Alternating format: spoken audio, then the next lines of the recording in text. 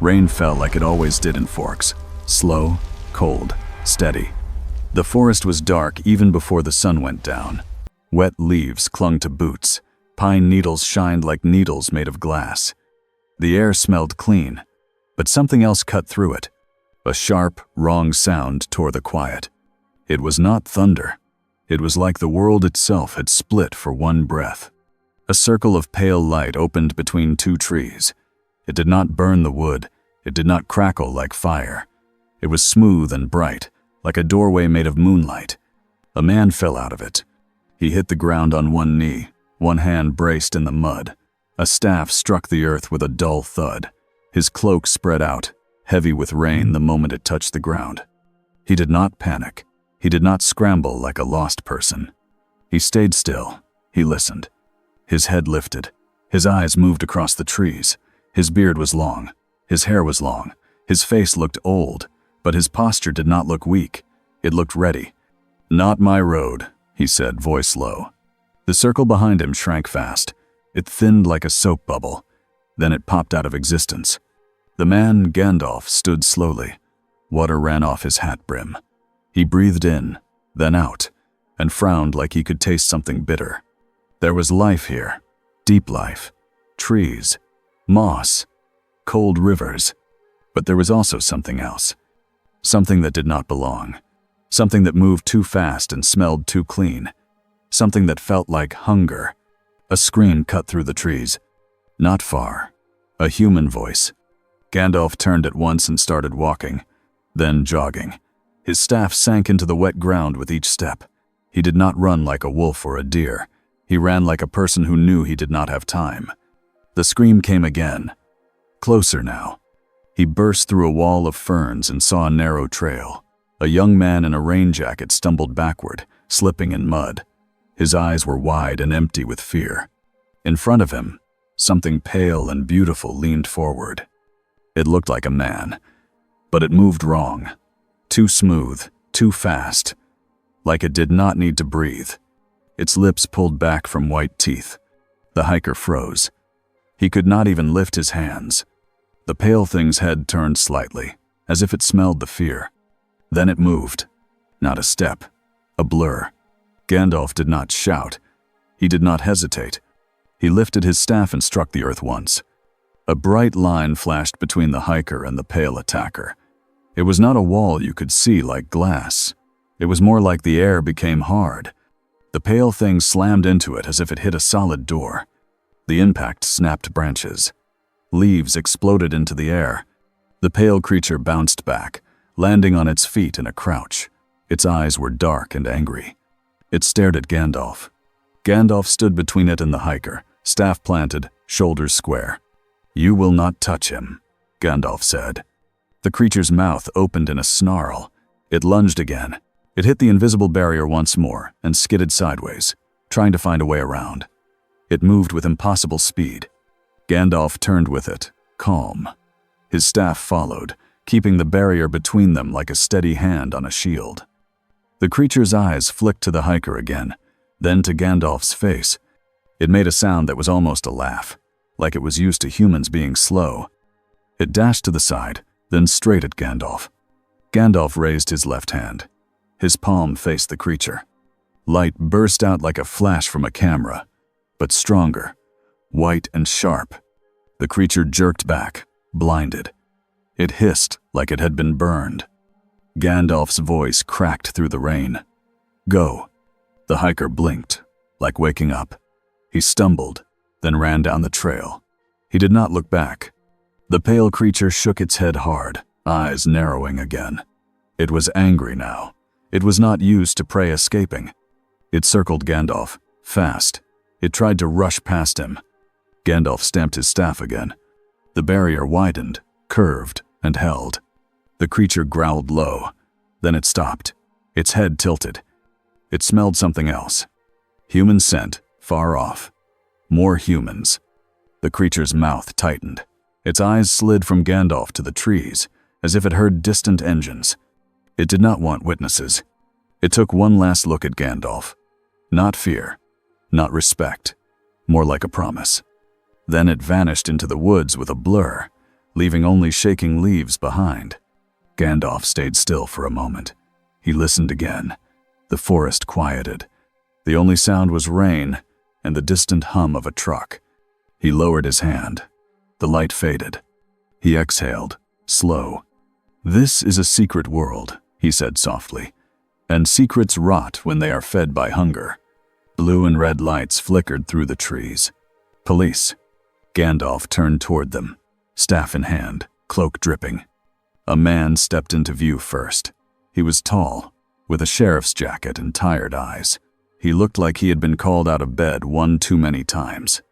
He held a flashlight in one hand and kept the other near his belt. Charlie Swan stopped when his light hit Gandalf.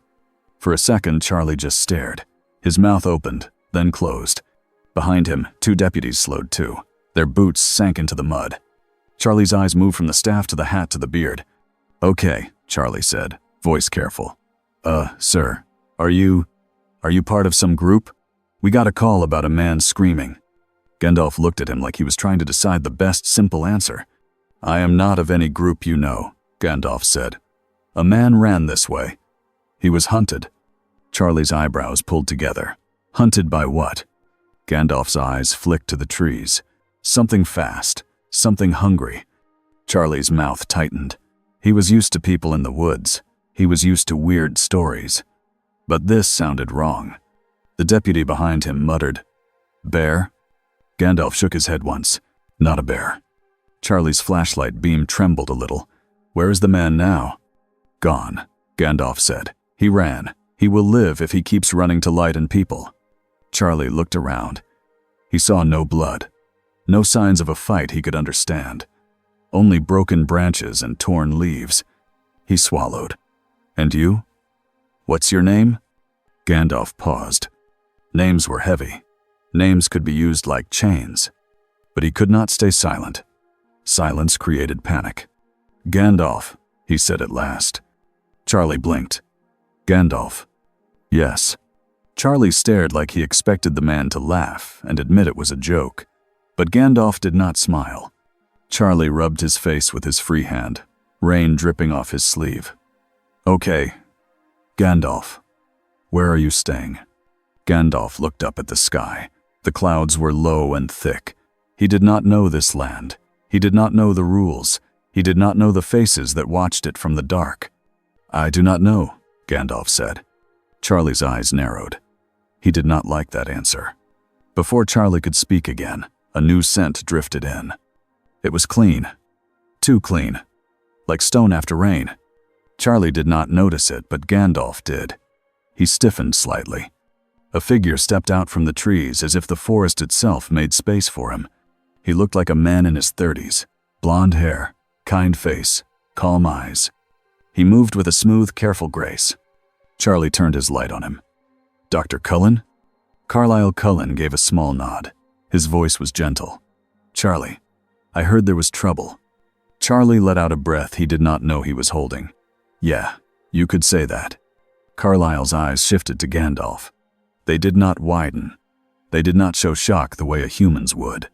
They showed quick focus. Carlisle took a step closer, stopping at a respectful distance. His nostrils flared once, so small it was almost nothing. He smelled the air. He smelled the torn leaves.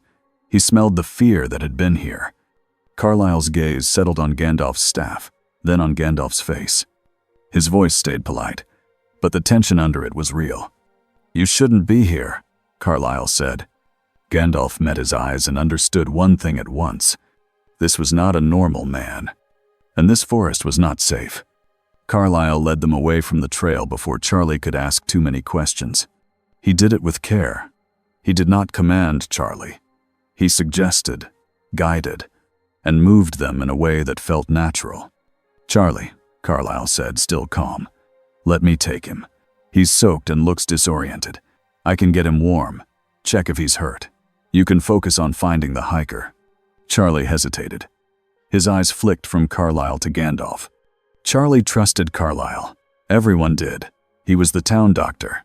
He was steady. He did not gossip. He did not cause trouble.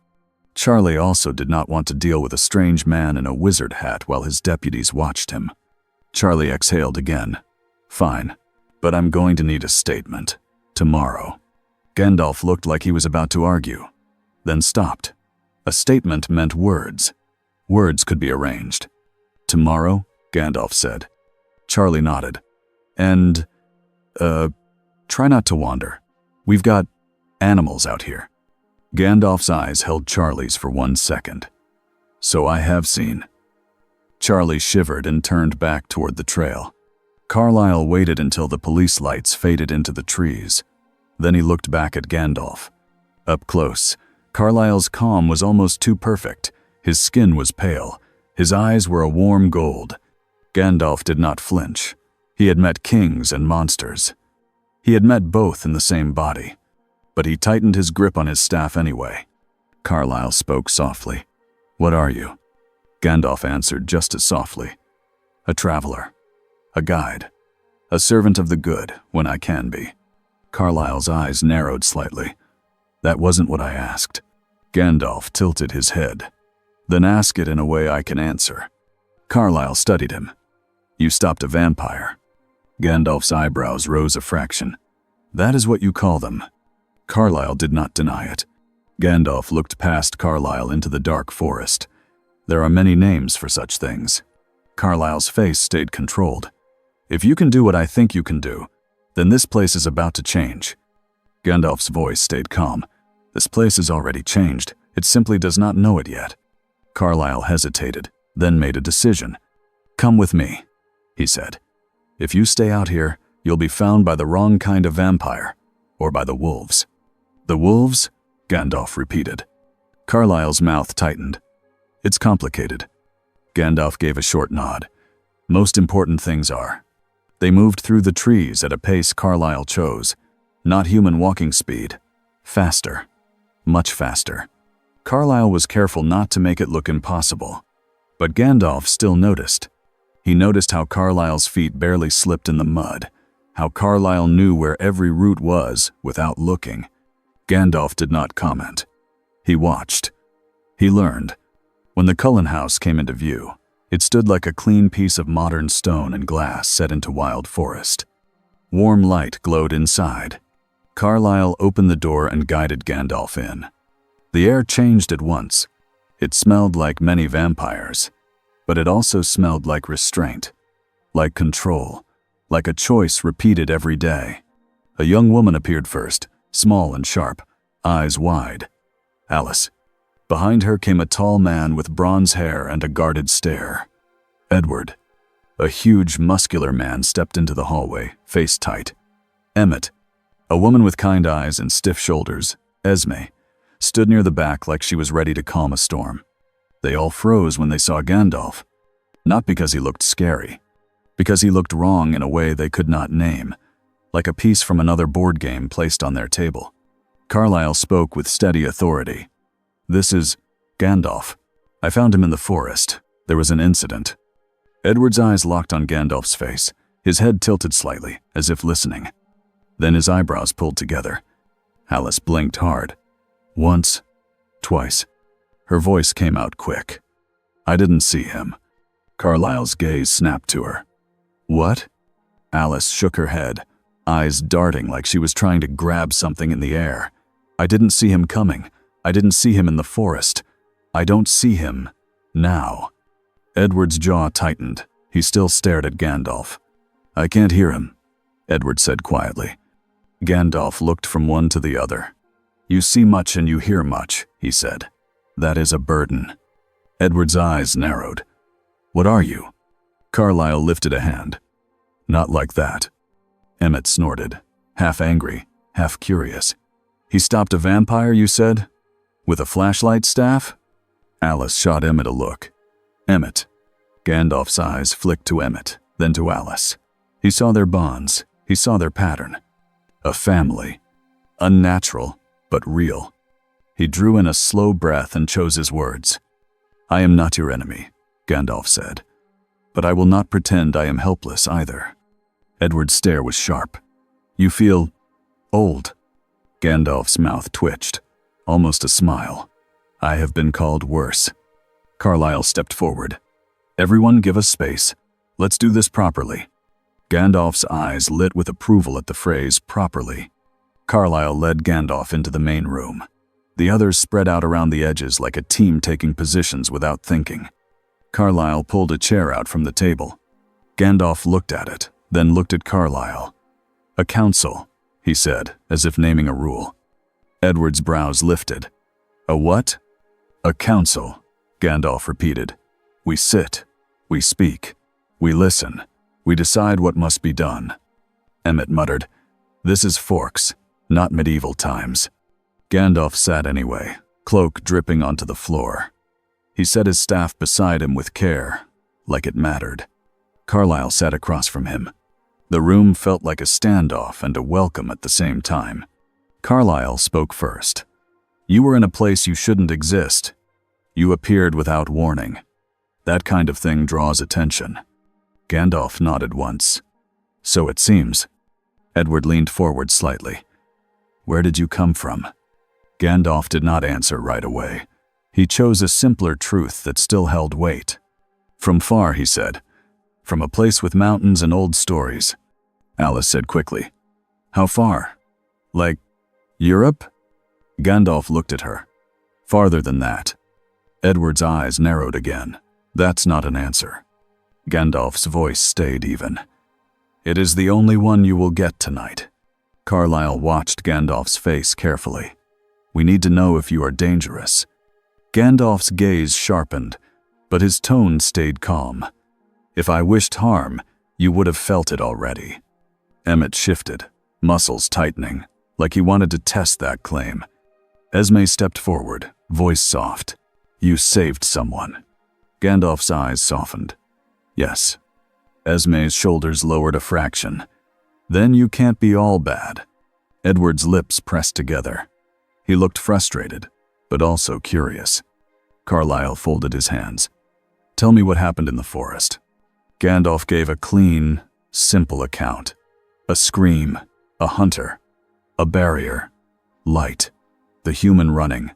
When he said the word vampire, Alice flinched, not from shame, from the danger of it being spoken aloud. Carlyle's face stayed calm. Edward's eyes stayed hard. Gandalf finished and looked at Carlyle. "Now you will tell me what you are," he said. Emmett laughed once, sharp. "Seriously?" Gandalf's gaze slid to him. "Yes." Carlyle took a slow breath. "We are vampires." Gandalf did not react with surprise. He reacted like he was filing the word into a drawer. "And yet," Gandalf said, "you do not hunt the town. You do not tear people apart in the street." Carlyle's voice was steady. "No." Gandalf nodded. "So you are not ruled by hunger alone. That matters." Edward's jaw clenched. "Most humans don't see it that way." Gandalf looked at Edward, eyes clear. "Most humans fear what they do not understand. That is also true." Alice's gaze stayed locked on Gandalf's staff. "What is that?" Gandalf touched the wood lightly. "A staff, a tool, a reminder." "Of what?" Alice asked. Gandalf's eyes flicked up. "That I am here to guide, not to rule." Edward's stare sharpened at the word rule. Carlyle leaned forward. "How did you get here?" Gandalf's fingers tightened on the edge of the table. A door opened. "Not by my choice." Alice's voice turned urgent. "A door? Like a portal?" Gandalf nodded. Edward spoke slowly. "That kind of thing doesn't happen." Gandalf's tone was flat. "And yet, here I sit." Silence sat heavy between them. Then Alice's head snapped up. She looked toward the window, eyes focusing on something unseen. Carlyle turned. "Alice?" Alice's lips parted. "Something's wrong." Edward's eyes also flicked, listening outward. Emmett sniffed the air. Esme stepped closer to Carlyle. A sound came from outside. Not footsteps. Not human. It was a deep, fast movement through trees. Edward's face tightened. Wolves. Carlyle's shoulders stiffened. Of course. Gandalf's eyes narrowed. Wolves that walk like men? Edward looked back at him sharply. "How did you—" Gandalf's gaze stayed on the dark outside. "The forest speaks, if you know how to listen." The front door did not open. Not yet. A voice came from outside, loud and sharp. "Cullen." Jacob Black stepped into the light at the edge of the yard, rain soaking his hair. He was not alone. Shapes moved behind him in the trees. His eyes locked on the house like it was an enemy fortress. "We felt it," Jacob shouted. "We felt something hit the land." Carlyle moved to the doorway, careful, calm. "Jacob." Jacob's stare flicked past Carlyle and landed on Gandalf through the glass. His eyes narrowed, his body tensed. "Who is that?" Jacob demanded. Gandalf rose from the chair, staff in hand, moving slow to show he was not attacking. Carlyle stepped out onto the porch, hands open. "It's not what you think." Jacob's voice rose. "You don't get to decide what we think." Gandalf stepped beside Carlyle, still inside the doorway, not crossing the threshold. He looked at Jacob like he was weighing a sword. Then he spoke, voice strong but not loud. "You are a guardian," Gandalf said. Jacob froze, his eyes narrowed further. "What?" "You guard this land," Gandalf continued, "and you fear what you cannot name. That is wise, but rage is not wisdom." Jacob's lip curled. "Don't talk like you know me." Gandalf nodded once. "Then let us learn each other properly." Emmett muttered behind him. "Here we go." Gandalf lifted his staff slightly and pointed it toward the yard, not as a weapon, but as a marker. "A council," he said, firm. "Not claws, not teeth, words first." Jacob stared like he couldn't believe what he was hearing. Carlyle's eyes widened just a little, like even he was surprised Gandalf said it that way. Jacob took a step forward, then stopped, as if he hit an invisible line. Rain drummed on the porch roof. Then another voice came from the trees. Deeper, more controlled. "Jacob," Sam Yulee called. "Back." Jacob's shoulders tightened, but he obeyed, stepping back a pace. Sam stepped into view, taller, calm in a hard way. His eyes took in the house, Carlyle, then Gandalf. Sam's gaze stayed on Gandalf longer than expected. He did not speak at first. Gandalf met his eyes and felt the bond. Pack, duty, rage held in a tight fist. Sam finally said, "You're not one of them." "No," Gandalf replied. Sam's eyes narrowed. "Then what are you?" Gandalf chose his words again. "A traveler. I arrived without invitation." Sam's mouth tightened. "That's a problem." Gandalf nodded, like he agreed. "Yes." For a moment, the tension was so tight it felt like it could snap. Then Sam spoke again, slow and firm. "We don't want to fight tonight." Carlyle said, "Neither do we." Gandalf added, "Then we begin well." Jacob let out a harsh laugh. "Begin well? You showed up out of nowhere. That's not well." Gandalf's eyes flicked to him. "And yet you did not attack. That is better than it could have been." Jacob's mouth opened, then shut. Emmett snorted again, amused this time. Sam looked between Carlyle and Gandalf. "You keep him on your side, Carlyle." Carlyle answered honestly, "I don't know what side he's on." Gandalf said, "I am on the side of those who choose mercy." Jacob's face twisted. "Mercy. Right." Sam studied Gandalf's staff, then his face. "We will watch." Carlyle nodded. "That's fair." Sam stepped back into the trees. "We'll talk tomorrow." In daylight. Jacob stayed a second longer, eyes locked on Gandalf. Then he pointed, sharp. "If you bring trouble here, real trouble, we won't care how old you look." Gandalf's gaze held steady. "Then do your duty," he said. "But do it with open eyes." Jacob's jaw clenched. He turned and vanished into the rain. The wolves' presence faded, but the feeling of being watched did not. Carlyle closed the door slowly. Inside, the Cullens stood still, silent, like a storm had passed too close. Edward's voice was tight. "You just said counsel to a pack of werewolves." Gandalf looked at him. "Yes." Edward stared. "Why?" Gandalf's face was calm. "Because if you speak only with fists, you will always end with graves." Alice's eyes were still wide.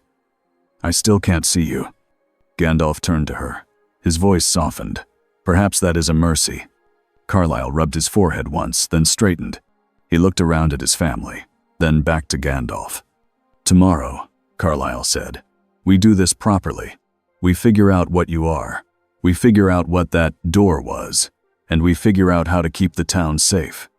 Gandalf nodded, satisfied. "A council," he said again, as if it was the only sane answer left. And somewhere deep in the forest, the air felt thin, like a scar that had not finished closing. Bella Swan was half asleep when her dad came in the next morning. Charlie's boots made wet sounds on the floor. His jacket smelled like rain and trees. Bella blinked up from the couch. "Dad?" Charlie stopped, surprised to see her awake. "What are you doing up?" Bella shrugged, rubbing her eyes. "I couldn't sleep." Charlie sighed and sat down like his bones were tired. He stared forward for a long moment, then said, "Weird night." Bella's eyes sharpened. "How weird?" Charlie looked at her, then looked away. He didn't like dragging Bella into the ugly parts of his job, but she was stubborn, and she could read him better than he liked. Charlie finally said, "We got a call. Hiker in the woods. Screaming. We got there and it didn't add up." Bella sat up more. "Was he hurt?" "He ran off," Charlie said. "We found him later. Shaken. No blood. No bear scratches. Just scared." Bella swallowed. "So what happened?" Charlie hesitated. Then he said it, like he couldn't believe it himself. "There was this guy. In the woods. Big beard, hat, staff. Said his name was Gandalf." Bella blinked. "Like, don't," Charlie said quickly. "Don't make it a thing." Bella's mouth twitched. "I wasn't. That's a very specific name." Charlie rubbed his face again. "Carlyle took him. Said he'd keep him safe. You know Carlyle. He's Carlyle." Bella's mind latched onto the only part that felt solid. Carlyle Cullen took him. Bella had only seen the Cullens from a distance. Too perfect. Too quiet. Like a group that didn't want anyone getting close. "Why would Carlyle take in a random guy from the woods?" Bella asked. Charlie's voice turned rough. "Because it was cold. Because the guy looked lost. Because Carlyle is who he is." Bella frowned. "And you believed him?" Charlie looked at her, and for a second there was something in his face that he didn't say out loud. "I didn't want to deal with it," Charlie admitted. "And I trust Carlyle." Bella nodded slowly, but her stomach tightened. Forks didn't get random. Forks didn't get magical names and staff-carrying strangers. Forks got rain and awkward school days and quiet streets. Something had changed. Carlyle kept Gandalf in the house, but he did not lock him in. Gandalf could have walked out at any time. Everyone knew that. But Gandalf stayed. Not because he was trapped. Because he wanted answers. He spent the morning sitting at the table, letting Carlyle ask questions like a careful doctor. Carlyle asked about pain, hunger, sleep. Gandalf answered simply. He needed sleep, but not like a normal man. He needed rest, quiet, time to think. He did not hunger for blood. He did hunger for purpose. Edward circled the room like a guard dog with manners. He kept trying to listen to Gandalf's thoughts. He could hear feelings in Gandalf like distant music, but not clear words. It made Edward uncomfortable. Alice tried again to look into the future. She sat very still, eyes unfocused, her hands clenched and unclenched. Then she gasped and jerked back. Emmett leaned in. "See anything?" Alice shook her head hard. "It's like looking at a blank wall. And then sometimes, just sometimes, I see flashes. Like broken pictures." Esme put a hand on her shoulder. "What flashes?" Alice swallowed. A circle in the woods, burned air, and Bella standing too close to it. Edward's head snapped toward her. "Bella?" Carlyle's face tightened. "Why would Bella be there?" Alice shook her head. "I don't know. That's the problem. I can't see how she gets there." Gandalf listened, eyes thoughtful. "Your sight is tied to choices," Gandalf said. Alice blinked, surprised. "Yes." Gandalf nodded. "Then the presence of a stranger may twist the thread. It may hide, or it may snarl." Edward stared at Gandalf. "So you know about visions?" Gandalf looked at him. "I know about burdens." Carlyle asked, "What are you, really?" Gandalf paused. He could feel the pressure in the room. They needed a category, a label. If he gave them the whole truth, it would sound like madness. So he gave them the shape of it. "I am not a man," Gandalf said, voice steady. "Not fully. I wear a man's form. I was sent to guide and to resist darkness." Silence hit the room. Emmett's smile faded a little. "Okay, that's intense." Edward's eyes sharpened. "Sent by who?" Gandalf did not answer. Carlyle held up a hand, calm. "You don't have to answer that now, but we have to plan." Gandalf nodded. "Yes." Carlyle tried another angle. "Do you know how to go back?" Gandalf's fingers tightened slightly. "Not yet." Edward leaned forward. "That door in the woods, you didn't make it." "No," Gandalf said. "It took me." Alice whispered, "That's worse." Gandalf looked at her. "Not always. Doors open for reasons." Edward's voice was hard. "Or for traps." Gandalf met Edward's gaze without flinching. "Yes," he agreed. "That too." Carlyle stood and paced once, slow like he was thinking through a medical problem. "If something can pull you here," Carlyle said, "then something else could follow. Something that belongs to your world." Gandalf's face grew more serious. "Yes." Emmett's eyes widened. "Like, bigger than vampires?" Gandalf did not boast. He did not smile. He simply said yes. The room felt colder. Carlyle looked at Edward. "We need to talk to the wolves." Edward's jaw tightened. "They won't like this." Carlyle's tone stayed firm. "They don't have to like it. They have to understand the risk." Gandalf's eyes lit in a small, pleased way. "A council," he said again. Edward looked at him like he wanted to argue, then stopped. He exhaled through his nose. Carlyle glanced at Gandalf's staff. "Can you show us what you did in the forest? The barrier?" Gandalf stood. "Yes, but we do it safely." They moved to a wide-open area behind the house, away from the road.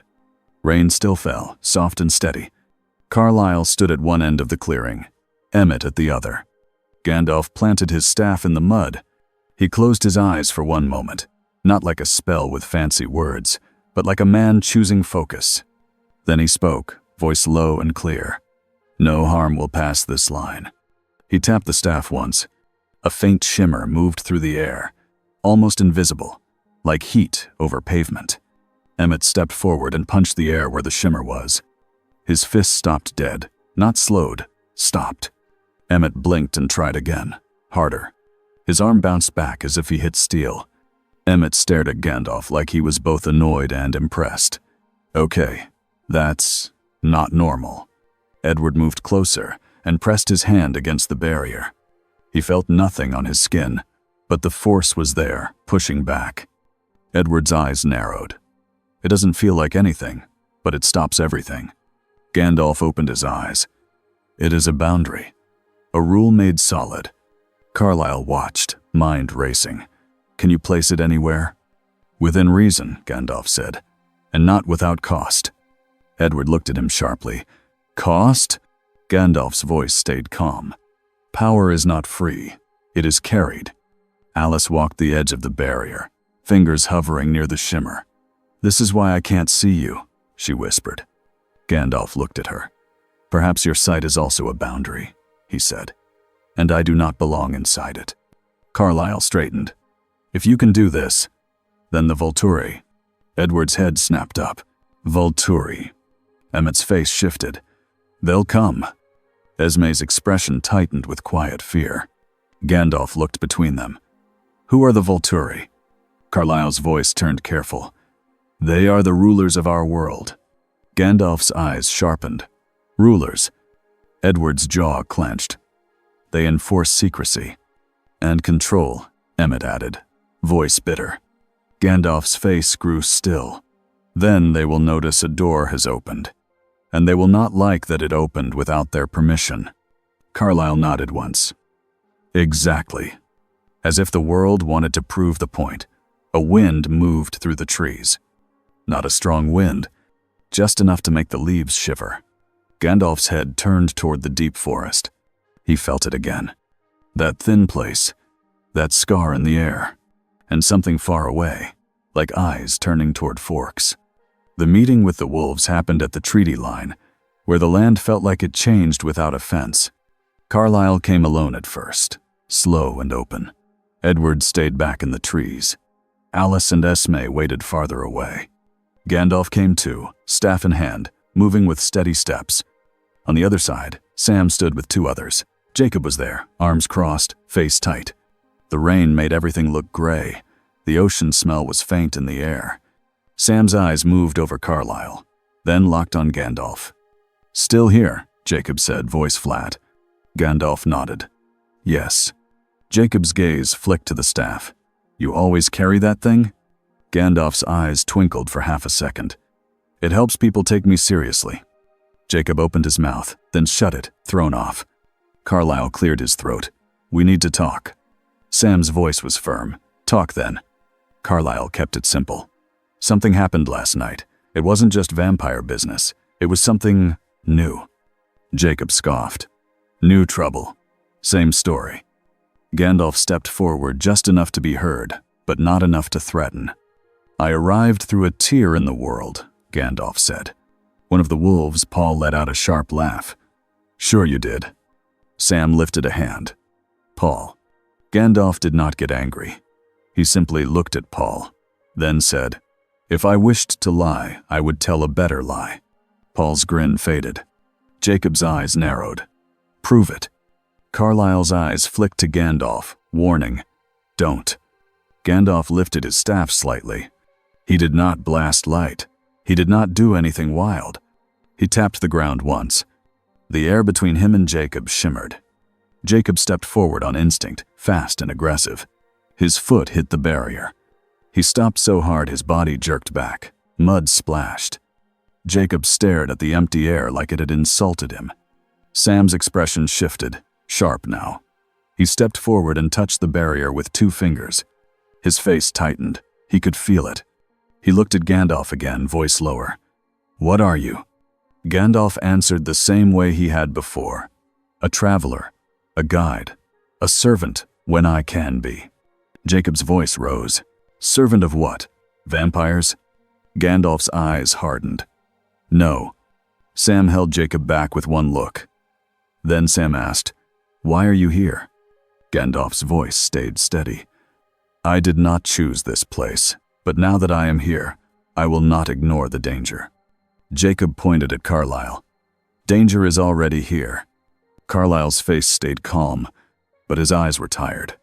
"We're not the ones who attacked a hiker last night." Jacob's eyes flashed. "You can't prove it wasn't you." Gandalf raised his hand slightly, palm down. "Not magic, a signal." "Enough," he said, voice firm. It was not a shout, but it carried. Both sides went still, like something in the tone demanded attention. Gandalf looked at them one by one. "You both guard something," he said. "You guard your people, you guard your secrets, but you cannot guard anything if you fight each other while a greater watcher walks closer." Sam's eyes narrowed. "Greater watcher." Gandalf nodded. "The rulers of your kind," he said, looking at Carlisle. "And whatever pulled me through the door." Jacob's jaw clenched. "So what? We team up with them?" Gandalf's gaze snapped to Jacob. "No," he said simply. "You team up with the truth." Sam studied Gandalf for a long moment. Then he asked, "What do you want?" Gandalf answered without pause. "I want to find the tear. I want to close it, and I want no one to use it as a weapon." Jacob scoffed. "Good luck telling vampires not to use a weapon." Edward's voice came from the trees, calm but sharp. "Not all of us think like that." Jacob whirled toward the sound, teeth flashing. Edward stepped into view, rain on his hair, eyes hard. Sam's body tensed. "Edward." Edward didn't move closer. He kept distance. "We don't want exposure," Edward said. "If this tear pulls in worse things, humans die. We don't want that." Jacob's eyes narrowed. "And you want us to believe you?" Edward's face tightened. "No. I want you to understand reality." Gandalf stepped between them again, staff planted. "A council," he said, voice flat now. "A real one. not shouting at a line in the mud. Sam looked at Carlyle, then at Edward, then at Gandalf. Sam finally said, "One meeting, daylight, on our land." Carlyle nodded. Agreed. Jacob looked like he wanted to argue, but Sam's stare cut him off. Gandalf gave a small nod, satisfied. "Good," he said. "Then we begin." As they turned to leave, Gandalf felt it again.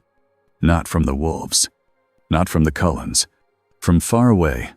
A thin, cold attention sliding across the world like a hand across a map. Someone had noticed. Far across the ocean, in a city of old stone, Arrow sat in a quiet room filled with books and soft light. A vampire stood before him, head bowed. A messenger. "The scout reports a strange event near Forks," the messenger said. "A human was saved from a vampire by a bright barrier, light that behaved like a wall." Arrow's eyes gleamed with calm delight. Light that behaved like a wall. That was not human, not vampire, not wolf.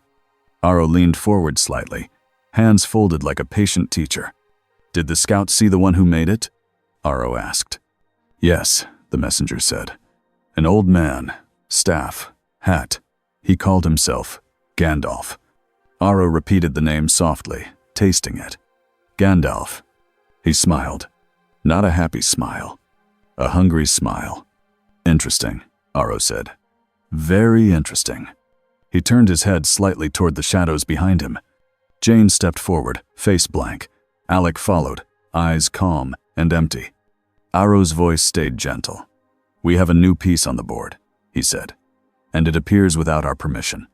Jane's lips tightened. "Do you want him brought here?" Arrow's eyes shined. "Not yet," he said. "First, we learn what he is. We learn what he can do. And we learn what he wants." Alex spoke quietly. "And if he refuses?" Arrow's smile did not change. Then Arrow said softly, "We remind him that even strangers must obey the laws of our world." Outside, rain tapped against ancient windows. Inside, the decision had already been made. Forks would not stay small and quiet for long. The next day, the forest felt like it was holding its breath. The Cullens returned home with a plan that was not a plan. A meeting, a council, words. Gandalf sat at the table again, cloak now drying near a vent, staff resting beside him. Carlyle looked tired, but focused. Edward stood by the window, listening to the world beyond it. Alice paced in short loops, like a bird trapped in a room. Esme watched Gandalf with a mix of worry and kindness. Emmett tried to act relaxed, but his eyes kept flicking to the trees. Gandalf finally spoke, quiet but sure. "They will come," he said. Edward's head turned. "Who?" Gandalf's eyes stayed on the window. "The rulers," he said, "and they will not come with open hands." Carlyle's face tightened. "How do you know?" Gandalf's voice stayed calm. "Because power always notices power," he said. "And because the air around this place has changed, it tastes like attention." Edward's jaw clenched. "Volturi." Alice stopped pacing. Her eyes widened. "I didn't see them, but I feel it." Gandalf nodded once. Then, very softly, as if speaking to himself, he added, "And the door that brought me here is not finished with its work." Outside, the rain kept falling. But the forest no longer felt quiet. It felt watched. Forks, Washington, 2 days later. Charlie Swan did not like rumors. Rumors made people curious. Curiosity made people walk into places they should not be. And Forks had plenty of places like that. He stood in the station with a paper cup of coffee that had gone cold. A deputy showed him a phone screen. A shaky video. Tree trunks, flashlights, rain. Then a bright, white flicker that made the camera jerk away. "What is that?" the deputy asked. Charlie stared until his eyes hurt. "It's nothing," he said, even though it did not sound true. "It's getting shared," the deputy said. "People are calling it, I don't know, a ghost, a UFO, a prank." Charlie rubbed his forehead. "Great." He sent the deputy away. Then he sat at his desk and wrote his report like a man trying to hold a dam together with paper. He wrote, "Hiker found, no injury, possibly frightened by animal, no evidence of attack." It was a lie that protected the town, and Charlie knew that was sometimes his job. But the name kept bouncing in his head like a stone in a dryer. Gandalf. Charlie hated that he had said it out loud. He hated that it sounded like a joke. And he hated that he could still feel the wrongness in the woods, like his bones remembered it. When the station door opened again, Charlie looked up, ready to snap at whoever had walked in. It was Bella. She walked in with her hood up and her eyes too awake.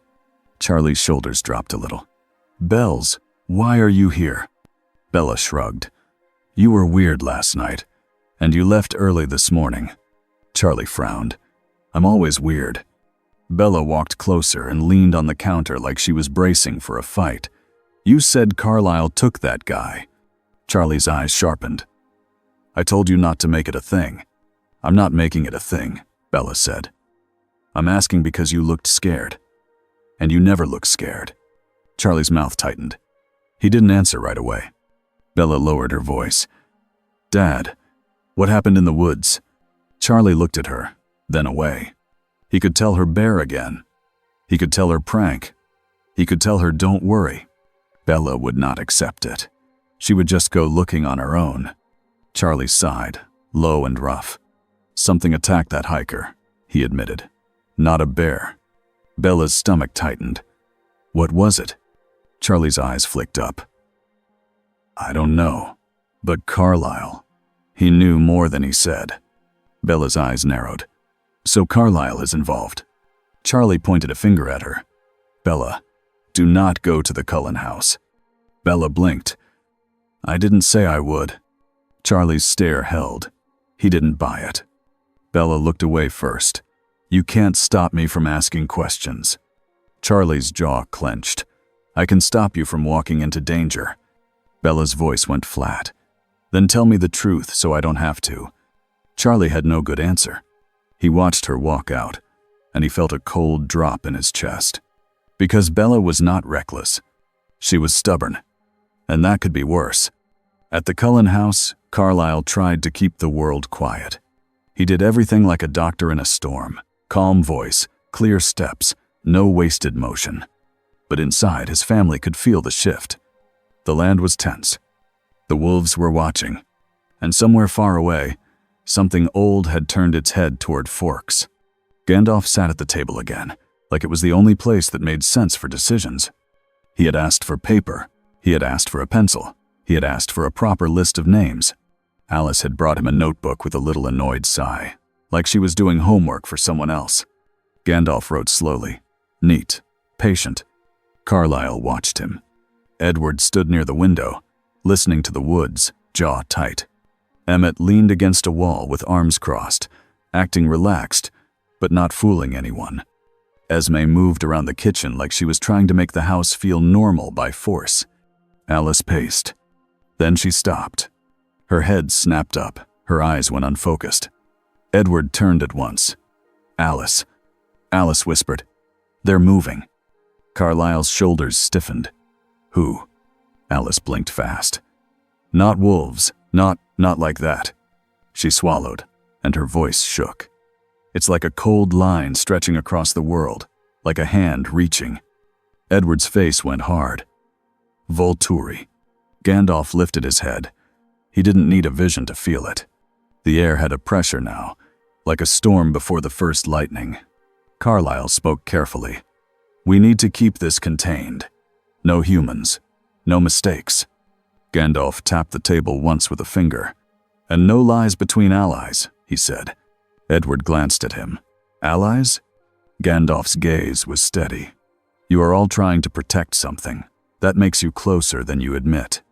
Emmett snorted. "Tell that to the wolves." Gandalf's eyes twinkled. "I will. At the council." Alice groaned. "The council thing again." Gandalf didn't even look at her. "Yes." Carlisle rubbed his face. "We don't have time for a formal meeting. We have time for survival." Gandalf's voice stayed calm. "Formal is how you survive when fear makes fools of everyone." Edward's jaw tightened, but he didn't argue. Because he knew Gandalf was right about one thing. Fear made vampires sloppy too.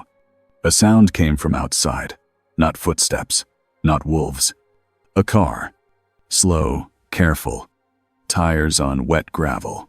Carlyle moved to the window.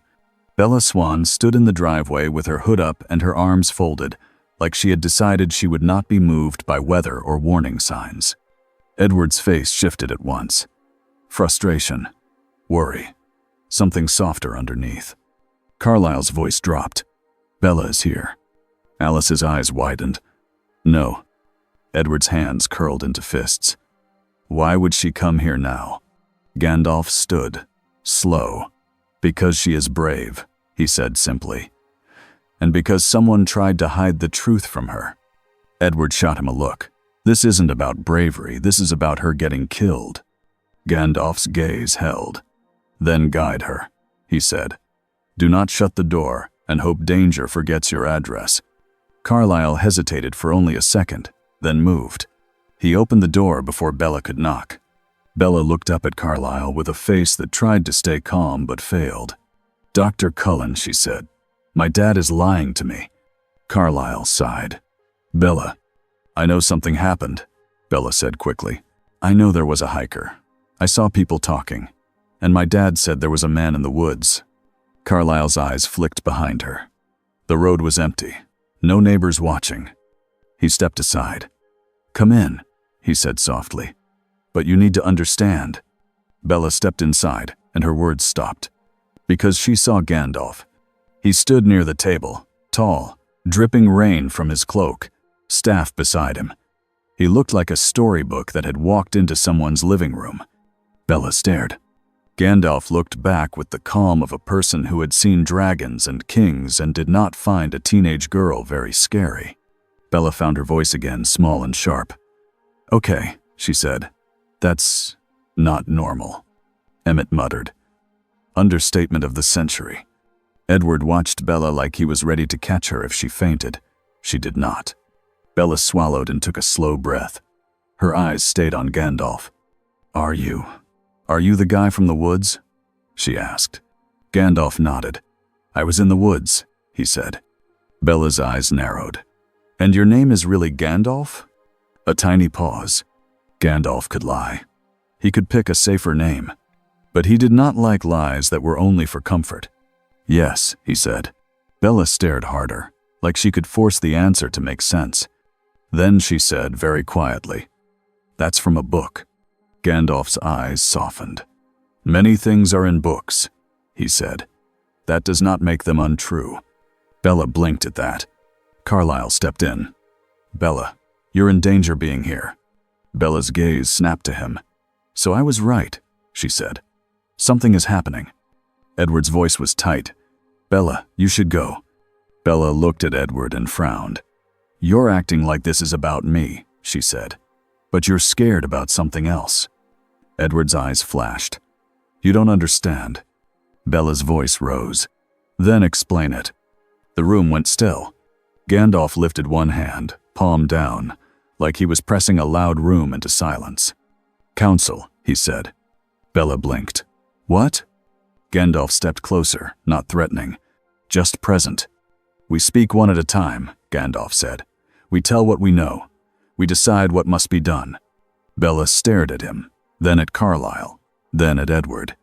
Alice muttered, I hate that this makes sense. Carlyle took a slow breath. Fine, he said. One time. Quickly. Bella folded her arms again, but she stayed. Gandalf sat at the table and gestured for everyone to either sit or stand still. It felt strange. A vampire family listening to a man with a staff. A human girl in the middle of it. But the room calmed. Carlyle spoke first. He told Bella only what he could. Not everything. He said, There are things in the woods that are dangerous. There are groups that enforce secrecy. A strange door opened. A stranger came through. Bella's face stayed pale, but she didn't flinch away. Then Bella said, So you're saying Forks has monsters? Edward's jaw tightened. Gandalf answered before anyone else could. There are beings who choose harm, he said, and beings who choose restraint. The choice matters. Bella stared at him. And what are you? Gandalf's voice stayed simple. A traveler, he said, and a guard, when I must be. Bella looked at the staff. And you can do that light thing. Gandalf nodded once. Bella's eyes widened a fraction, not with excitement, with a heavy kind of fear that comes when the world changes shape. Carlyle leaned forward. Bella, you cannot tell anyone. Bella swallowed. I won't. Edward's voice was sharp. How can you promise that? Bella snapped back. Because I'm not stupid. Edward flinched slightly, like the word hit him. Gandalf watched them, seeing the thread between them. He spoke again, voice calm. Now, he said, we speak of the Watchers. Carlyle nodded. The Volturi, he said. They will come. Bella frowned. Who are they? Edward's face went cold. They're the law, he said, and they don't ask nicely. Gandalf's eyes sharpened. Then we prepare, he said. Emmett tilted his head. How do you prepare for a bunch of ancient vampire cops? Gandalf looked at him. With unity, he said. Alice's voice was thin. And with a plan. Gandalf nodded. And with the truth, he said. We close the door that brought me here, or we will all drown in what follows. Carlyle's face tightened. We don't even know where the door is. Gandalf looked toward the forest. I do, he said quietly. Everyone went still. Edward's eyes narrowed. You do? Gandalf nodded once. The air is thin in one place, he said, like a wound that has not healed. Alice's voice came out fast. That's what I see, she whispered. A circle. Burned air. Bella's stomach turned. In the woods? Gandalf looked at her. Yes. Edward's voice went sharp. Absolutely not. Bella is not going anywhere near that. Bella opened her mouth to argue. Gandalf spoke first, and his voice was not loud, but it carried. The wolves will watch you, he said to Edward. The rulers will watch you. Humans will stumble into the woods by accident. He leaned in slightly. A door does not care about your wishes. It opens where it opens. Edward's jaw clenched so hard it looked like stone. Carlyle closed his eyes for a second, then opened them. We need to bring the wolves in, Carlyle said. Gandalf nodded. Yes, he said. A larger council. Alice groaned again. He's going to make us do seating. Gandalf looked at her. Yes. Emmett laughed despite himself. For 1 second, the tension cracked. Then it returned, heavier. Because everyone knew the next part would not be words. It would be action. The treaty line felt different in daylight. The gray sky made everything look flat. The trees looked like they were standing guard. Sam arrived with the pack. Jacob was there, face tight, eyes already on Bella like she was the problem. When Bella stepped out of Carlyle's car, Jacob's jaw dropped. What is she doing here? Jacob snapped. Edward stepped out too, eyes hard. She's here because she's involved now. Jacob's hands clenched. She's human. Bella stepped forward before anyone could stop her. I can hear you, she said. Jacob's eyes flicked to her, then away, angry and confused. This is stupid. Gandalf stepped out last. The wolves' bodies shifted, their stances widened, their eyes locked.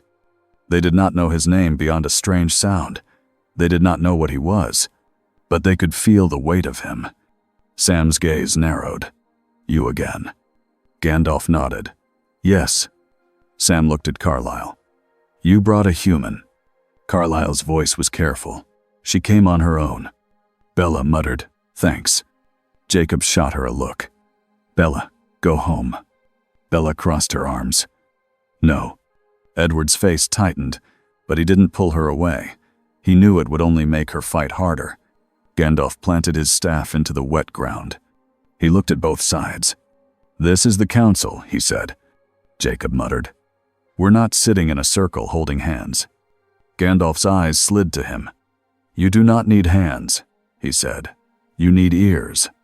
Sam held up a hand. Speak, he said. Gandalf kept it simple. He told them about the tear in the world. He told them about Watchers coming, rulers who would use fear as a leash. He told them the land itself had a wound. Sam's face tightened. You're saying something opened in our forest. Gandalf nodded. Yes. Jacob scoffed. And you want us to help you close it? Gandalf's gaze held. I want you to help protect your people, he said. If that means helping me, so be it. Sam's eyes narrowed. How do we know you're not the cause? Gandalf's voice stayed calm. Because I arrived through it, he said. I did not build it. Jacob snapped. That's convenient. Edward took a step forward, voice sharp. We're past convenience. If the Volturi come, they won't care whose fault it is. They'll punish whoever is closest. Sam's expression went hard at the name. Volturi. Carlyle nodded. They're already moving. The wolves shifted. They didn't like the Cullens, but they hated outside control even more. Sam looked at Gandalf. If we help, he said, we do it our way. No tricks. No human casualties. Gandalf nodded. Agreed, he said. And no war between you while the door is open. Jacob's mouth tightened. Bella watched Jacob, then Edward, then Gandalf. She felt like she was watching a storm decide where to land. Sam made a choice. Show us the place, he said. Edward's voice snapped. Not with Bella. Bella opened her mouth. Gandalf lifted one finger, quiet but firm. One voice, he said. Bella actually stopped. She stared at him like she couldn't believe she listened. Gandalf looked at Edward. She is safer with eyes open than blind, he said. Edward's face twisted with frustration. You don't understand what safe means here. Gandalf's voice softened, but it did not bend. Then teach her, he said. Do not cage her. Sam watched the exchange, then said, Fine, but if she slows us down. Bella cut in. I won't. Jacob stared at her. You always say that. Bella stared back. And I usually mean it. For a second, Jacob's anger faltered. He looked worried, and he hated that. Gandalf turned toward the forest. Come, he said, and the strange alliance moved into the trees. Gandalf did not search the way a wolf searched. He did not sniff the air and chase scent. He walked slow. He listened. He watched how birds avoided certain branches, how deer tracks curved away from one patch of ground. He stopped sometimes and pressed his palm to a tree trunk. Edward watched, uneasy. What are you doing? Gandalf's voice was quiet. This land remembers, he said. It knows where it hurts. Jacob scoffed, but he also watched closely. Sam stayed focused, scanning the forest. Bella kept her steps careful. Her boots sank. She slipped once, and Edward caught her arm without thinking. Bella yanked free, annoyed, but she didn't argue. She just kept walking. After almost an hour, Gandalf stopped. The forest around them looked normal, but the air did not. It felt wrong, like the space between breaths was too tight. Alice wasn't there, but her earlier words echoed in Edward's head. Burned air. Gandalf lifted his staff and pointed. This is the edge, he said. Sam's brows furrowed. I don't see anything. Jacob sniffed. His face tightened. I smell nothing. That was the problem. Even the forest smell seemed thin here. Edward stepped closer, careful. His skin prickled. His throat felt tight in a way he did not like. Bella hugged her arms, shivering. It feels like being watched, she whispered. Gandalf nodded. Yes, he said. That is the wound. He stepped forward and planted his staff in the center of the clearing. He breathed in, slow, and spoke in a low voice that made the air feel steady again. Be still, he said. It was not a command to people. It felt like a command to the space itself. A faint shimmer appeared, a ring no wider than a car tire, hovering just above the ground. Bella's eyes widened. That's... Edward grabbed her shoulder. Don't move. Jacob's body tensed. What is that? Gandalf's face stayed calm, but his eyes were sharp. The door, he said. Sam stepped forward, voice tight. Close it. Gandalf lifted his staff. Light gathered at the tip. Not blinding yet, just bright enough to make raindrops sparkle. He began to draw a slow circle in the air, like he was stitching something closed. The shimmer fought back. It trembled. Edward watched, and for the first time he felt it clearly. This was not vampire business. This was something deeper. Then the air snapped. Not an explosion. A crack. Like a thin sheet of ice breaking. The ring flared, bright and cold. Bella gasped. Edward pulled her back. Jacob snarled, and Sam's whole pack tensed like a spring. Gandalf did not retreat. He drove his staff into the ground and shouted a single word that sounded like a bell striking metal. Light blasted outward in a smooth wave. The ring shrank, trembling. For a heartbeat, it looked like Gandalf had it. Then something moved inside the ring. Not a body. A shape like smoke that did not drift like smoke. It pressed. It reached. Edward's skin crawled. Not because of fear, but because the thing felt wrong even to a vampire. Bella's breath hitched. Her vision blurred, like her eyes didn't want to see it. Jacob's voice came out through clenched teeth. "What is that?" Gandalf's face tightened. "A hunger," he said. "A shadow." The shadow pushed harder. And the worst part was not the shape. The worst part was what it did to the people around it. Edward suddenly felt a heavy wave of self-hate slam into him, like a voice inside his head saying, "You are a monster. You will hurt her. You always do." Jacob felt heat shoot through him. Rage. A need to attack anything near him. Bella's throat tightened, and a simple fear rose. I should run. I should leave them. I should not be here. Sam's eyes sharpened, like he was fighting his own mind. Gandalf felt it too, but he had fought things that fed on fear before. He turned his head slightly, voice hard. "Look at me," he said. Edward's eyes snapped to him. Bella blinked and forced herself to focus. Jacob's breathing was rough, but he stared too, angry and confused. Gandalf raised his staff and the light at the tip changed. It was not a weapon light. It was steady, warm, like a lighthouse beam. "Breathe," Gandalf said, simple and clear. "You are here. You are not alone. That thing lies." Edward clenched his jaw. He forced the dark thoughts down like drowning something in deep water. Bella took one shaky breath, then another. Jacob's fists unclenched a little. He hated that it helped. Gandalf swung the staff in a sharp arc. A ring of light snapped around the shimmer like a clamp. The shadow hissed, a sound that wasn't sound, and withdrew slightly. Gandalf spoke again, voice low, like a lock turning. "Back." The ring shrank more. Then it stopped. Not closed, but held. Gandalf's shoulders tightened, like he was carrying a heavy door on his back. He looked to Sam, voice strained but steady. "This place will open again," he said. Sam's face went hard. "When?" Gandalf's eyes narrowed, studying the air like it was a clock. "Soon," he said, and then again. "It is becoming a pattern." Edward's stomach dropped. Bella whispered, "So it's not over." Gandalf shook his head once. "No," he said. "This is only the first stitch." Behind them, a branch snapped. Everyone turned, but it wasn't a wolf, not a Cullen. A scent hit Edward's nose. New. Sharp. Blood. His eyes widened. "Someone's here." Jacob's face twisted. "Vampire." Sam's body shifted, and out of the trees came a young vampire with wild eyes and fresh, angry movement. Not controlled. Not calm. A newborn. It stared at them like it couldn't decide which one to kill first. Bella's heart slammed in her chest. Edward moved in front of her in a blur. Jacob growled. Gandalf kept one hand on his staff, still holding the ring, and lifted his free hand toward the newborn. "Stop," he said. The newborn did not stop. It lunged, and the forest exploded into motion. The fight began like lightning. Edward hit the newborn first, fast and clean, slamming it sideways into a tree. The newborn snarled and twisted, too strong for its size because newborns were built on fresh blood and wild rage.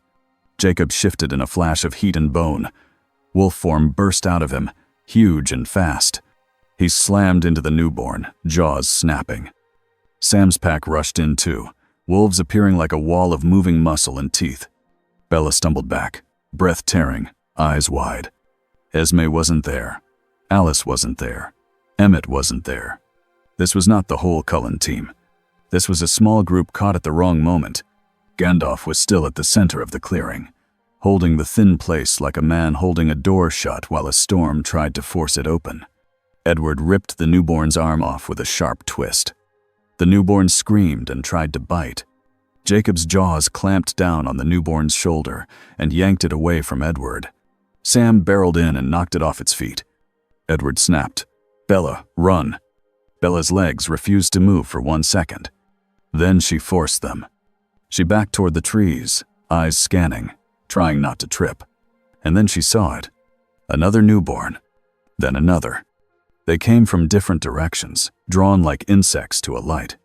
Edward's face went hard. This is planned. Sam's growl sounded like a warning siren. Jacob's wolf eyes flashed at Bella. And for the first time, there was pure fear there. Not fear for himself, fear for her. Bella's voice came out small. "Why are there so many?" Edward didn't answer. Because he didn't have time. A newborn lunged for Bella. Edward moved like a bullet, hitting it midair and throwing it into the mud. The newborn sprang back up, eyes wild. It didn't care about pain. It cared about blood. Gandalf's voice cut through the chaos. "Do not let them reach the road," he said, firm.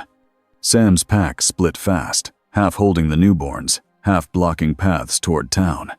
Edward kept himself between Bella and the attack line. Jacob tore through one newborn with brute force, pinning it so Edward could finish it. But every second they fought here, the thin place trembled behind Gandalf. And the shadow inside it pulsed like it was listening. Gandalf's jaw tightened. He made a choice. He struck the ground with his staff. A bright circle flashed around the clearing. Not a cage for them. A boundary for everything else. The newborns hit the edge and stumbled, like their speed got cut in half for one step. It was not enough to stop them, but it was enough to give the team a breath. Edward glanced at Gandalf, shocked. "You can do that while holding it?" Gandalf's voice was strained. "I can," he said, "but not for long." Bella watched the barrier shimmer and realized something that made her stomach drop. Gandalf was doing two huge things at once, and he was still standing. The newborns kept coming. Then the air inside the thin place flared again. The shadow pulsed outward, not as a wave, as a whisper. Edward felt it crawl under his skin. That same voice. "You will fail. You will lose her. You deserve it." Jacob felt his rage spike. He snapped at a newborn too hard and almost caught Edward's arm. Sam barked a sharp command, pulling Jacob back into control. Bella's knees shook. Her breath came fast. She wanted to run until her lungs tore. Gandalf's eyes flashed. "No," he said, voice strong. He lifted his free hand and pressed it to his chest, as if anchoring himself. Then he spoke, clear and simple, like he was talking to frightened children in a storm. "You are not your worst thought," Gandalf said. "You are your choice." Edward's eyes widened. The words hit him like cold water. Not magic. Truth. Bella forced her feet to stay planted. Jacob's growl softened for a second, confused. Gandalf lifted the staff higher, and the light at its tip surged. The light spread over the clearing like dawn rolling in. It did not burn the wolves. It did not burn Edward. But when it touched the newborns, they flinched, not from pain like fire, but from instinct, like their bodies recognized this was not prey. The shadow inside the thin place hissed again. Gandalf drove the staff down and the light snapped inward, tightening around the ring. The thin place shrank, trembling, like a door being forced nearly shut. The shadow pressed against it, furious, but it could not fully break through. Not today. Edward used the moment. He moved fast, clean, ending fights the way vampires did when they had no choice. Wolves pinned. Edward tore. The newborns were destroyed one by one, fast and brutal. Bella turned away from the worst parts, swallowing hard. When the last newborn fell silent, the forest did not feel like victory. It felt like a warning. Sam shifted back to human form, breathing hard, rain slick on his skin. Jacob shifted too, shaking water from his hair, eyes still hot. Edward stood very still, staring at the thin place. Bella hugged herself, shaking. Gandalf was still holding the ring. His shoulders were tight. His face looked older now, like the weight had finally shown. Sam stepped closer, voice low. "This wasn't random," he said. Edward nodded. "No," he said. "Newborns don't show up like that without someone making them." Bella's voice trembled. "Someone made them, on purpose?" Edward's eyes went cold. "Yes." Jacob's hands clenched. "Volturi." Gandalf's gaze stayed on the ring. "Perhaps," he said. "Or someone who wishes to pull your world apart." Sam's face hardened. "Either way, more are coming." Gandalf breathed out slowly. "And the door will open again," he said. Bella swallowed. "Can you close it?" Gandalf's voice was honest. "Not yet," he said. "Not without time. Not without a stronger boundary." Edward's jaw clenched. "We don't have time." Gandalf looked at him. "Then we make time," he said. Firm. Jacob stared at Gandalf, rain running down his face. "So what now, wizard?" Gandalf finally glanced at him, eyes sharp. "Now," Gandalf said, "we stop acting like separate tribes, and we start guarding the wound together." Sam's eyes narrowed. "And if we don't?" Gandalf's voice dropped, calm but heavy. "Then the next thing that comes through will not care about treaties," he said. "It will not care about your rules, and it will not stop at the forest." He turned his head slightly, as if listening to a sound only he could hear. "The world is learning this door," he said. "And doors, once learned, are used." Edward stared at the ring like he could see the future in it. Bella felt a cold truth settle in her chest. Forks was no longer a quiet town with strange people. Forks was a place with a crack in reality. And now everyone who stood here had to decide what kind of guard they would be. Gandalf drew the light tighter one last time. The thin place did not vanish, but it steadied, like a wound wrapped, not healed. And somewhere far away, in a city of stone, a man with ancient eyes would soon smile and say, "Good. Now I know where to press." 2 weeks passed in Forks, and the rain never missed a day. The town still went to school, still bought groceries, still complained about the weather. But the forest felt different now, like it had a thin wire pulled tight through it. Gandalf felt that wire every time he stepped outside. He did not sleep much. Not because he couldn't, because his mind would not let him. The wound in the world was still there. It did not open wide again. Not after the newborn attack. But it pulsed. Small tremors in the air, like a door that kept testing its own lock. So Gandalf built a routine. In the early morning, he walked the tree line near the thin place and checked his boundaries.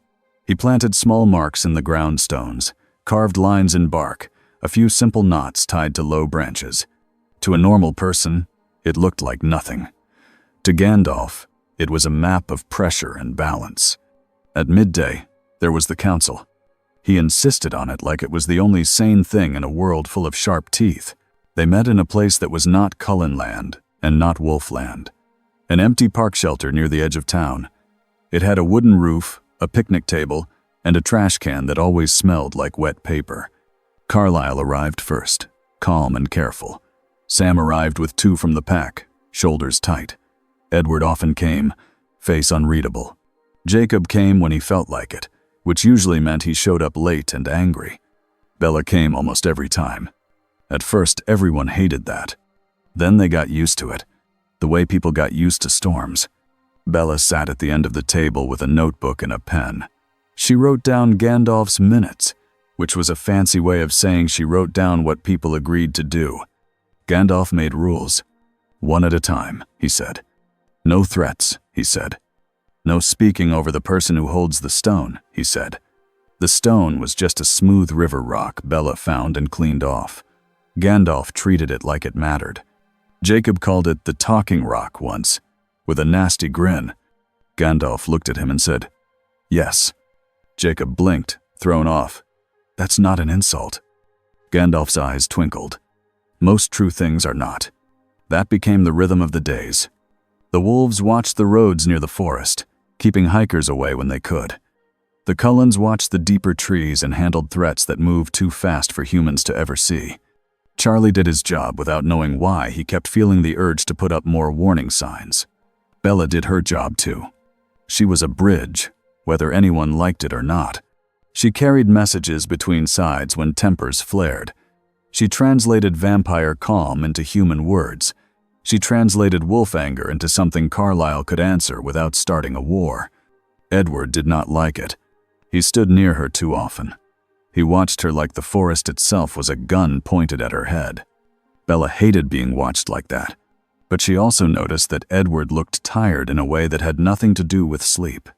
Sometimes, when the meeting ended, Gandalf would stand and say, "This council is closed." If anyone tried to talk after, he would simply tilt his head and say, "Not in council." Emmett wasn't there for most of them, but when he heard about it, he laughed so hard he nearly broke a chair. Even Sam once let out a short breath that might have been a laugh before he caught himself. The running joke became simple. If you wanted to end an argument, you just asked Gandalf if you were in council right now. If he said no, you could walk away. It wasn't peace, but it was order. And order mattered when the world had a crack in it. On the 15th day, Alice's visions got worse. She stood in the Cullen living room, staring at nothing, hands clenched. Esme watched her with a tight face. Carlisle stood nearby, gentle but tense. Edward listened to Alice's silence like it was a scream. Alice finally whispered, "He's coming." Edward's head snapped up. "Aro?" Alice nodded once, fast, like she didn't want to admit it. "Yes, but it's not the way you think." Carlisle's voice stayed calm. "Where?" Alice shook her head. "I can't see exactly. It's like there's a curtain. Sometimes I see stone walls. Sometimes I see Forks High. Sometimes I see the woods." Edward's jaw tightened. "Forks High?" Alice looked sick. "People," she whispered. "Too many people." Carlisle turned toward Gandalf, who stood near the window, staff in hand, eyes fixed on the tree line. He hadn't needed a vision. He could feel the attention approaching like a cold fingertip on the back of his neck. "They are coming to speak," Gandalf said quietly. Edward's voice went sharp. "They don't speak, they take." Gandalf turned, gaze steady. "Then we let them speak," he said, "and we do not let them take." Aro did not arrive with a parade. He arrived like a rumor. One moment the world felt normal, and the next moment the air felt as if it had been cleaned too perfectly. Carlisle was at the hospital when it happened. Late evening. The halls were quiet. The lights were soft. The night staff moved like tired ghosts. Carlisle stepped into an empty office, closed the door, and stopped.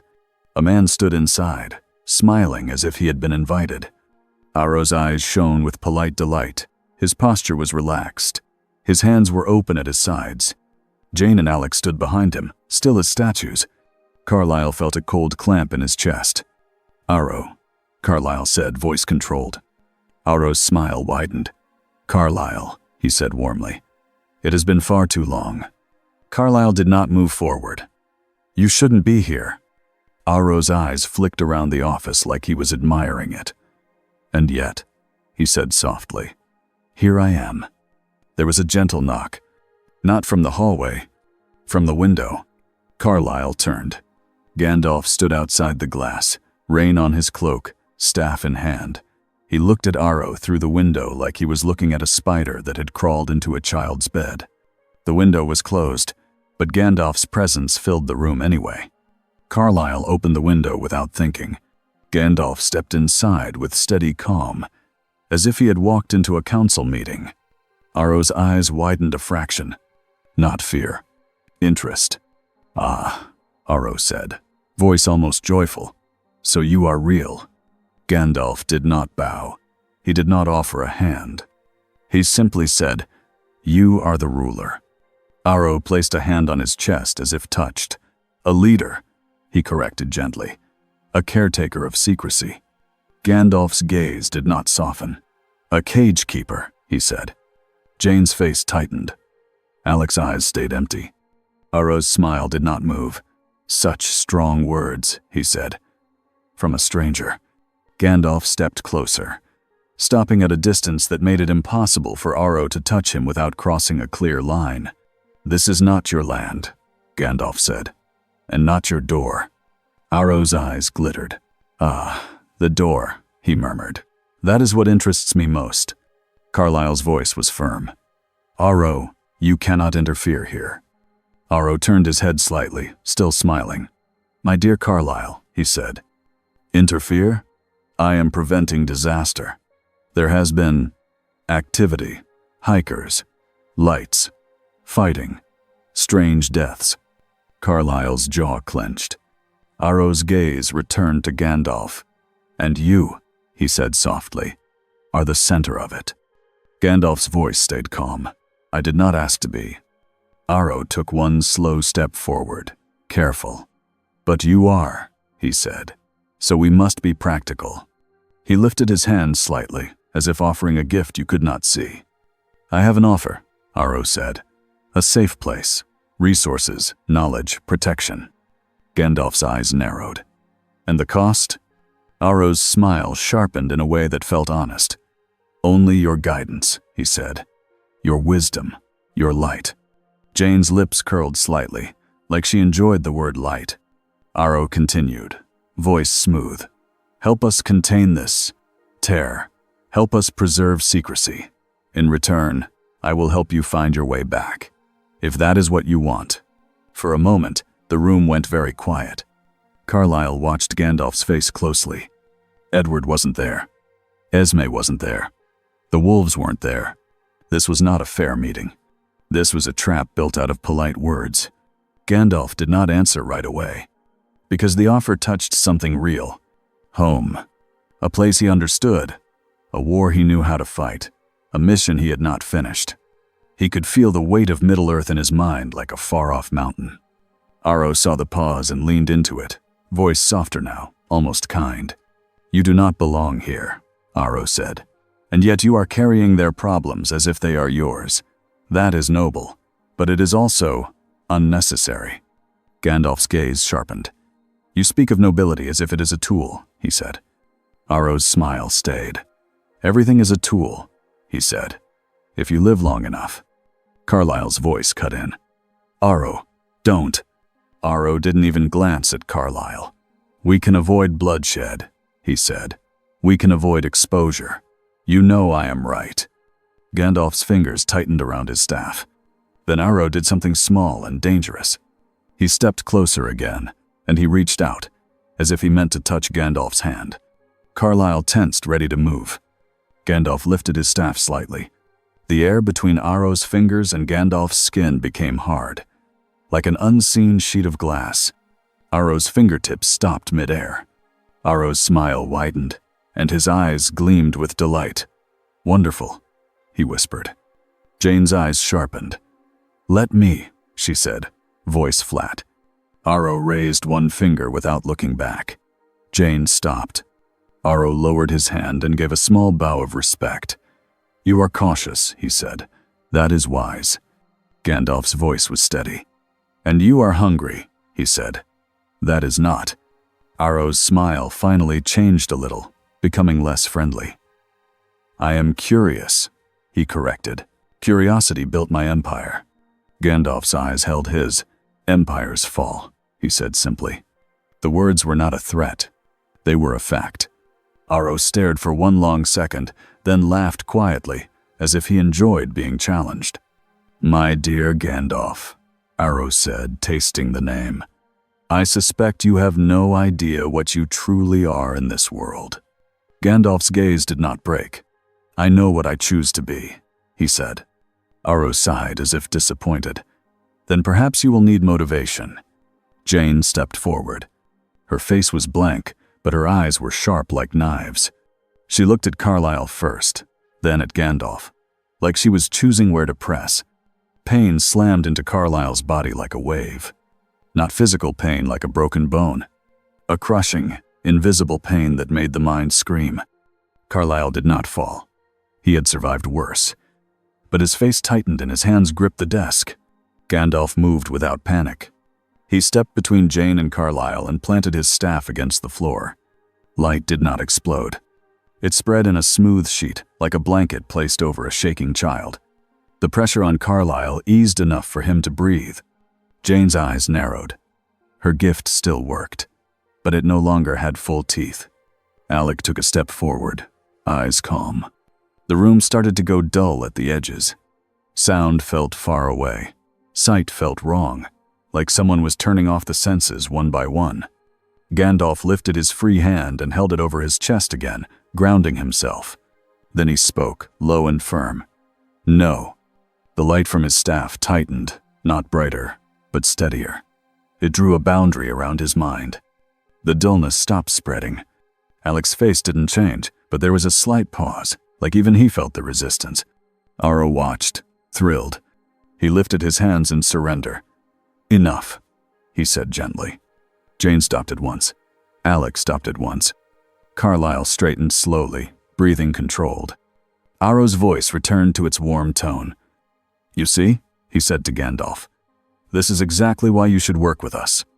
Gandalf's eyes were cold now. You hurt my host to prove a point, he said. That is not guidance. That is control. Aro's smile thinned. It is reality, he said. This world has laws. Gandalf's voice dropped. And I have a rule, he said. No one is owned. Aro held his gaze for a long moment. Then Aro did something even more dangerous than force. He softened his face, almost sad. You are not the only one trying to prevent a disaster, Aro said quietly. If this tier grows, humans will see too much. They will panic. They will hunt. They will burn forests. They will drag our world into daylight. He tilted his head. You can stop that, he said. With us. Or you can watch it happen without us. Carlyle's voice was tight. Aro, you caused half the disasters you prevent. Aro smiled at Carlyle as if amused by a child. And yet, he said, I am still here. Gandalf looked at Aro, and he understood the true trap. Aro wasn't offering help. Aro was offering a leash that looked like a handshake. Gandalf turned his head slightly and spoke, calm and final. I will not wear your chain, he said. Aro's smile stayed, but his eyes hardened.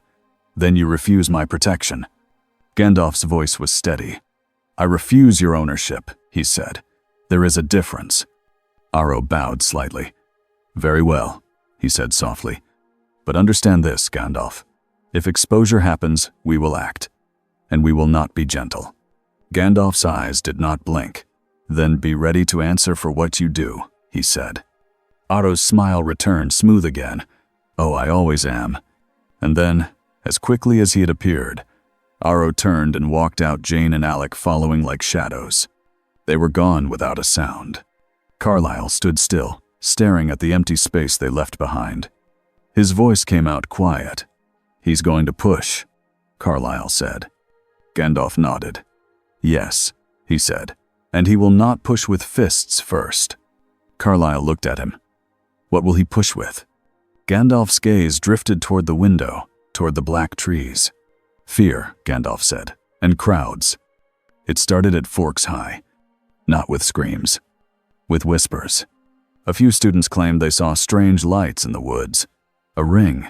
A glow like a flashlight in fog, but too bright. Someone said they heard wolves howling closer than normal. Someone else swore they saw a pale guy running across the road without headlights touching him. By lunchtime, it was a game. By the next afternoon, it was a dare. Teenagers made plans like teenagers always did. Meet after dark. Go to the tree line. Film the ghost ring. Post it. Bella heard the rumors in the hallway and felt her stomach drop. She moved fast, straight to Charlie's office in the station. Charlie looked up when she entered and frowned. Bella. School. Bella didn't sit. Dad, people are going into the woods tonight, she said. Charlie blinked. What? Bella's voice was tight. They think there's some light thing. They're making it a dare. Charlie's face tightened. Where did you hear this? Everywhere, Bella snapped. Then she swallowed and lowered her voice. Dad, you need to stop it. Put up roadblocks. Make an excuse. Do something. Charlie stared at her. Why are you so worried? Bella's throat tightened. She couldn't tell him the real reason. Not without breaking everything. So she used the truth she could. Because people get hurt out there, Bella said, because it's dark, because it's wet, because this town has more missing hikers than it should. Charlie's eyes narrowed. He didn't like being manipulated by his own kid. But he also didn't like the idea of teens in the woods at night. He exhaled. Fine, Charlie said. I'll have deputies patrol the road. I'll call it, I don't know, wildlife risk. Bella nodded, but her fear didn't leave. Because roadblocks didn't stop curious kids, they just made it more exciting. That night, the forest pulsed. Gandalf felt it from the Cullen house like a heartbeat in the earth. Edward felt it too. He stood on the porch, eyes fixed on the tree line. The thin place is waking up, Edward said. Gandalf lifted his staff. Yes, he said. It is being fed. Edward's jaw clenched. By what? Gandalf's eyes were steady. By attention, he said. Fear, curiosity, hunger, all of it. Alice stepped out behind them, face pale. I see phones, she whispered. I see headlights. I see so many humans. Carlyle appeared, calm but sharp. We move, he said. The plan was simple, because complex plans broke under panic. The wolves would block forest paths deeper in, quietly, fast, no attacks unless necessary. The Cullens would sweep the outer roads and turn people back before they reached the clearing. Charlie would hold the main road, thinking he was stopping a reckless teen trip. Bella would stay inside. Edward looked at Bella like he was about to lock her in a closet. Bella glared back. Don't, she said. Gandalf stepped in, voice firm. She stays with me, he said. Not alone, not caged. Edward's jaw clenched, but Carlyle nodded. Fine, Carlyle said. Bella stays at the house with Gandalf and Esme. Edward looked like he hated it, but he moved, because time had run out. The first cars arrived near the forest edge at 9:17 p.m. Headlights cut through rain. Laughter spilled out. Teen voices. Phone screens already glowing. Then the air in the woods changed. A pale ring of light flickered between trees, faint, distant, like a signal flare. Someone shouted, "There!" The group rushed forward. A wolf shape burst from the darkness ahead, huge and fast, blocking the trail. People screamed and stumbled backward. One kid dropped his phone in the mud. Another kid yelled, "Bear!" and ran. The wolf didn't chase. It stood there, eyes bright, a living warning sign. But warning signs don't stop everyone.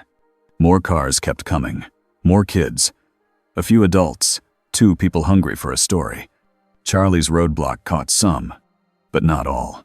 Forks had too many back roads. The crowd split and flowed like water through cracks. And the thin place pulsed harder. At the Cullen house, Bella sat rigid on the couch, listening to the rain hammer the roof. Esme stood near the window, hands clasped, face tight with worry. Gandalf stood in the center of the living room with his staff planted, eyes closed, as if listening to the earth. Bella's voice came out small. "Is this the Volturi?" she asked. Gandalf opened his eyes. "They will use it," he said. "Whether they began it or not." Bella swallowed. "So what do we do?" Gandalf's gaze was calm, but heavy. "We keep humans from the wound," he said. "And we keep the wound from the humans." Bella frowned. "How?" Gandalf looked at her. His voice softened. "By borrowing their attention," he said. Bella blinked. "What does that mean?" Gandalf didn't answer with a lecture. He moved. He stepped out into the rain. Bella followed to the porch despite Esme's protest. The forest in the distance flickered again. The ring of light grew brighter. Gandalf lifted his staff and held it high. Light flared at the tip, bright, steady, white. It rose into the sky like a beacon, not aimed at the woods, aimed away from it. Bella stared. "You're making them look at you." Gandalf's voice was firm. "Yes," he said. "Curiosity is a river. I am giving it a new path." The light pulsed once, then spread into a wide glow above the house, soft enough not to blind, bright enough to be seen from the road. If anyone was searching for mysterious lights, they would see this first. Bella's heart pounded. "That's going to draw people here." Gandalf's eyes stayed on the tree line. "Not all," he said, "but enough. And those who come here will find a door with a lock, not a wound without a guard." Esme whispered, "Carlyle will kill you for this." Gandalf's mouth twitched. "Then we will hold a council," he said, "and he will speak his anger in turn." Bella almost laughed, and the sound surprised her. Then the air near the forest snapped. Even from this distance, Bella felt it like a cold hand on her spine. Gandalf's face tightened. "The door is opening," he said. He lowered the staff and turned to Bella. "Stay behind me," he said simply. Bella nodded, throat tight. A wind rolled through the trees that did not match the weather. Leaves shook. The rain seemed to hesitate for half a second. Then a whisper hit Bella's mind. Not a voice she heard with ears. A thought that wasn't hers. "Run." Bella's chest tightened. Esme's face went pale. She clutched the door frame as if dizzy. Gandalf stepped forward and planted his staff hard. Light snapped outward in a circle around the house. Not huge, but clear a boundary line. The whisper slammed into it and broke like a wave on rock. Bella gasped, breathing hard. What was that? Gandalf's eyes were sharp. "The shadow," he said. "It is reaching farther." And then, on the road below, a scream rose. Not teen laughter this time. Real fear. Bella leaned forward and saw headlights swerve, cars stopping, people running. Something pale moved between them like a streak. Vampires. Not Cullens. Newborns again, or something close to them. Bella's mouth went dry. "They're here." Gandalf's voice was steady. "Yes," he said, "and now the Volturi's threat becomes a tool." Bella stared at him. "You think they're doing this?" Gandalf didn't claim certainty. He said Aro wants a problem big enough that his solution looks like mercy. As if the world wanted to prove him right, the air changed again. A scent like stone and ice drifted into the rain. 3 figures appeared at the edge of the Cullen yard. Jane, Alec, and Aro behind them, calm as a man arriving for tea. Bella's heart slammed. Esme stepped back, silent terror on her face. Gandalf did not move. Aro smiled at Bella like she was a harmless decoration. Then his eyes returned to Gandalf. My, Aro said warmly. "It seems I arrived just in time." Gandalf's voice was flat. "You arrived when you wished," he said. Aro's smile never broke. "I came to prevent exposure," he said. "As I warned." Jane's gaze slid to Bella. Her lips tightened with quiet pleasure. Edward appeared in a blur beside Bella, body tense, eyes furious. He had returned faster than breath. He looked at Aro like he wanted to tear him apart. Aro's smile turned gentle. "Edward," he said, always dramatic. Edward's voice was ice. "Get off our land." Aro's eyes shone. "And yet," he said softly, "your land is spilling into the human world tonight." A scream rose from the road again. Aro didn't look down. He already knew. Carlyle arrived next, stepping in with calm that looked like stone under pressure. Behind him, Sam and Jacob appeared at the tree line, both in human form, both soaked and angry. For the first time, wolves and vampires stood on the same side of the yard. Not friends, but aligned. Aro's smile widened, delighted. "How very unusual," he murmured. "A council indeed." Jacob snarled, "Shut up." Gandalf lifted his staff slightly. "Not as a threat, as a signal." "We do not fight here," he said, voice firm. "Not while humans are on the road." Aro's eyes flicked to Gandalf. "Then let us be helpful," he said. Jane stepped forward, eyes on Carlyle and Edward, as if she was deciding who would suffer first. Gandalf's voice cut through, sharp. "No," he said. The word landed like a slammed door. Jane paused. Aro's smile thinned. Gandalf turned toward the road. "Carlyle," he said. "Edward. Wolves. We move." Sam didn't wait for orders. He shifted, bones cracking, fur bursting out. Jacob shifted too, huge and fast. They sprinted into the night. Edward vanished in a blur. Carlyle followed. Aro watched them go, amused. Then he looked at Gandalf. "You could end this," he said softly. Join us. Let us contain it properly." Gandalf's gaze held his. "Contain," he repeated, "or rule." Aro's eyes glittered. "Is there a difference?" he asked. Gandalf's voice dropped. "Yes," he said, "and you know it." Aro sighed like a patient teacher dealing with a stubborn student. Then he nodded once to Alec. Alec stepped forward. The world around Gandalf tried to go dull again. Sound thinned, sight blurred at the edges. But Gandalf had already anchored himself. He drove his staff into the mud, and the light around him tightened like a shield around a mind. Alec's gift hit the barrier and stalled. Aro's smile returned, delighted again. "Magnificent," he whispered. Then the ground under them trembled. Not an earthquake. A pulse. The thin place in the forest was opening wider, driven by fear, crowds, and bloodshed. Bella felt it like nausea. Gandalf turned, eyes locking onto the darkness beyond the yard. He could see it now, faint even from here. A pale ring between trees glowing brighter. Inside it, the shadow pressed harder than before. And this time it did not whisper just fear. It whispered a picture. A place of green hills, old stone towers, a sky that felt like home. Bella saw Gandalf's shoulders tighten. For a second, his face looked lonely. Aro saw that too. Aro stepped closer, voice gentle as poison. "You miss it," he said. "You want to go back." Gandalf did not deny it. He simply said yes. Aro's smile softened. "Then take my hand," he said. "Let me help you open the door the right way." Edward returned in a blur, splattered with mud, eyes burning. "Humans are running everywhere," Edward snapped. "Phones, cars, screaming. We can't stop them all." Sam returned too, in wolf form, blood on his muzzle, vampire blood, not human. He stopped short, panting.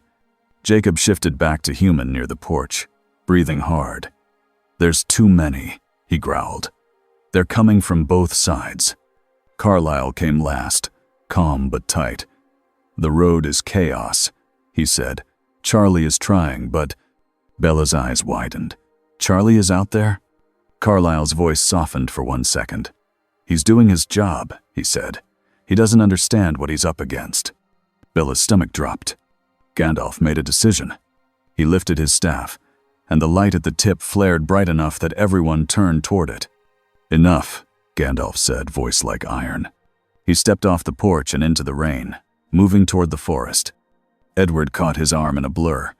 "Where are you going?" Gandalf looked at him. "To the wound," he said. "Now." Edward's jaw clenched. "It's a trap." Gandalf's voice stayed steady. "Everything is," he said. "But we do not let traps choose our actions." Aro's voice followed them, smooth. "Be careful," he called. "If the humans see too much, we will be forced to act." Jacob snarled, "He's threatening us." Gandalf didn't look back at Aro. He simply said, "Let him threaten," and kept walking.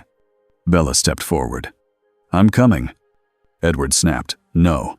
Gandalf lifted a hand, calm. "She stays," he said, "with protection." Bella's eyes flashed. "I'm not a baby." Carlyle looked at Bella, then at Gandalf, then at Edward. "We don't have time to argue," Carlyle said. "Bella stays with Esme and Charlie's number ready. If Charlie calls, you answer." Bella's throat tightened.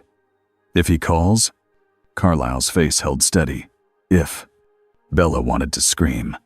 Instead, she nodded, hands shaking. Gandalf moved into the forest with Edward, Carlyle, and the wolves. Behind them, Aro stayed on the edge of the yard, watching like a man enjoying a play. The clearing around the thin place was chaos. Headlights stabbed through trees. People shouted. Someone cried. A phone flashed as it recorded. 2 newborn vampires sprinted through the edge of the crowd, too fast for human eyes to track. People just saw blurs and heard screams. Charlie stood near his cruiser, flashlight in hand, shouting at kids to get back. "Back! Everyone back!" Charlie yelled. "Get to your cars!" A teenage boy screamed, "Something's in the trees!" Charlie's heart hammered. He didn't see it, but his instincts screamed at him. Then the air changed. A bright line of light snapped across the forest path like a barrier. People ran into it without seeing it and stumbled back, confused and frightened. Charlie stared, his mouth opened. What the? Edward moved like a shadow behind the crowd, grabbing phones and crushing them in his hand, tossing the pieces into the mud where no one would notice until later. Carlyle moved with him, guiding people away with a calm voice and a steady hand on shoulders, like a doctor during a fire drill. Sam's pack surged around the edge, wolves appearing long enough to scare humans back toward the road, then vanishing again before anyone could get a clear look. And then Gandalf arrived. He stepped into the clearing like a wall walking forward. He lifted his staff, and the light burst upward, not as a blast, but as a wide glow that washed over the crowd. People froze, not paralyzed, just stunned, like their brains had been forced to focus on one bright thing instead of 10 terrifying ones. Gandalf's voice carried, clear and simple. "Go home," he said. The words didn't sound like a suggestion. They sounded like the only sensible idea left. A few people blinked and turned, shaking. Others hesitated, caught between fear and curiosity. Then the thin place flared again. The ring of burned air opened wider than it ever had. Inside it, the shadow pressed forward. It wasn't a full creature, but it was more than smoke now.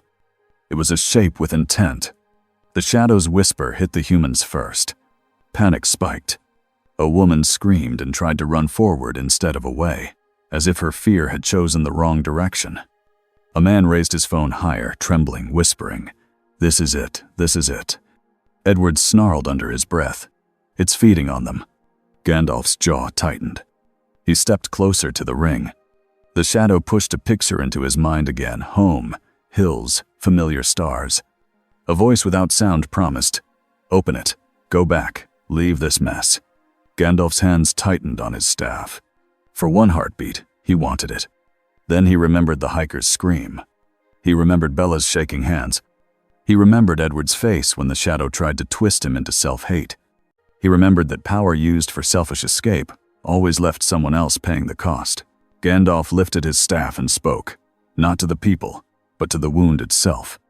"You do not get to bargain," he said. Light surged from the staff and wrapped around the ring like a chain of white fire. It didn't burn the forest. It didn't explode. It pressed. The ring shook. The shadow hissed and pushed back. Edward watched, stunned. In Twilight's world, fights were teeth and speed. This was something else. This was a battle of rules. The ring flared wider. A claw-like shape began to form inside it, made of shadow and hunger. Gandalf stepped forward again, planting his staff at the very edge. Carlyle's voice was tight. "Gandalf." Gandalf didn't look back. "Hold the humans," he said. Edward moved, fast, pulling people away. Carlyle guided them toward cars and the road. Wolves kept the edges from breaking. Charlie stood frozen, staring at the impossible light. Bella wasn't there. That was good. That was the one mercy in the storm.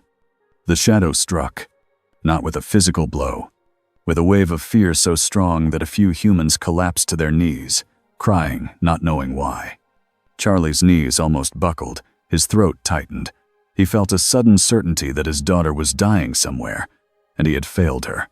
He staggered, face pale. Carlyle caught him without anyone noticing the speed. "Charlie," Carlyle said, voice calm. "Breathe. Look at me." Charlie blinked at Carlyle, confused, trembling. Carlyle's steady voice anchored him just enough. Gandalf saw it and made another choice. He expanded his light outward, not brighter, but wider, like an umbrella over the crowd. The fear wave hit the light and softened. People didn't become calm, but they became capable of moving again. Cars started backing up, doors slammed, someone shouted, "Go, go." The crowd began to thin. The shadow realized it was losing food. It pushed harder at Gandalf, showing him home again, louder now, sharper. It showed him old friends, old battles, a road he understood. It tried to pull him with longing. And in that longing, Arrow's offer echoed like a second voice. "Take my hand. Open it properly. Go home." Gandalf's eyes hardened. He spoke one clean sentence, quiet enough that only Edward heard it. "I will not break the world to ease my own pain," Gandalf said. Then he lifted his staff high and struck the ground once. A circle of light snapped around the ring. It was tighter than before, stronger, more complete. The ring trembled violently. The shadow pushed, furious, forming more shape arms, a face that wasn't a face, a mouth of empty hunger. Gandalf leaned into it, shoulders locked. The staff hummed like a bell. He spoke 3 words, simple and final. "Be shut, be still." The ring shrank, not closed, but forced down, squeezed into a thin, trembling line. The shadow screamed without sound and slammed itself against the boundary. Gandalf did not give ground. Edward watched, jaw clenched, feeling something he hadn't expected. Respect, not for power alone, for restraint. The ring snapped down to a small circle again, like the first days. The shadow retreated into it, still pressing, still angry, but no longer reaching the crowd. Gandalf held it there, breathing hard. Carlyle returned to his side. "The humans are leaving," he said, voice tight. "Charlie is sending deputies down the road. He's calling it a flash flood risk." Edward let out a harsh breath. "Good." Sam's pack circled the clearing, eyes bright, guarding the edges. Jacob shifted back to human, soaked and shaking with adrenaline. He stared at Gandalf like he didn't know whether to curse him or thank him. "You could have left," Jacob said, voice rough. "That thing was offering you something. I could feel it." Gandalf didn't deny it. He nodded once. "Yes," he said. Jacob's jaw clenched. "So why didn't you?" Gandalf looked at him, eyes steady. "Because leaving would have made you pay the price," Gandalf said simply. Jacob stared, and for a second, he had no comeback. Then a slow clap came from behind them. Soft, polite. Aro stood at the edge of the clearing, smiling in the rain. Jane and Alec were beside him, still as death. Aro's eyes gleamed. "Extraordinary," he said. "Truly extraordinary." Edward's body tensed. "You stayed behind while we did the work." Aro's smile widened. "Someone had to observe," he said, "to make sure the situation was contained." Carlyle's voice was controlled. "It is contained." Aro looked at the ring. "For now," he said softly. Then he turned his gaze to Gandalf, voice gentle again. "You proved my point," Aro said. "This is bigger than forks, bigger than your little treaty. You need structure." Gandalf's voice was flat. "You mean you," he said. Aro laughed quietly. "I mean order," he said. "The kind that lasts." He stepped closer, careful, eyes bright. "Last chance," Aro murmured. "Join us. You will have resources. You will have a place to work. You will have protection." Gandalf's grip tightened on his staff. The temptation was still there, not Aro's offer. The idea of having time, books, tools, a quiet place to seal the wound fully. But Gandalf could see the cost like a shadow behind Aro's smile. Control, obedience, the slow death of choice. Gandalf answered clearly. "No," he said. Aro's smile did not falter. "No?" he repeated, as if he couldn't believe it. Gandalf's eyes stayed steady. "I will not be your banner," he said. "I will not be your excuse." Aro's eyes hardened slightly. "Then you leave us no option," he said softly. Jane stepped forward, eyes on the wolves now, on Edward, on Carlyle, like she was choosing targets. Gandalf lifted his staff, not to attack, to warn. The air around him tightened, like an invisible wall forming. Aro paused and studied it. Then he smiled again, slow and thoughtful. "Not tonight," Aro said. Jane stopped. Alex stopped. Aro's gaze held Gandalf's. "You are powerful," Aro said. "But power alone does not win wars. Time wins wars." Gandalf's voice was calm. "Then I will spend my time well," he said. Aro's smile widened, amused.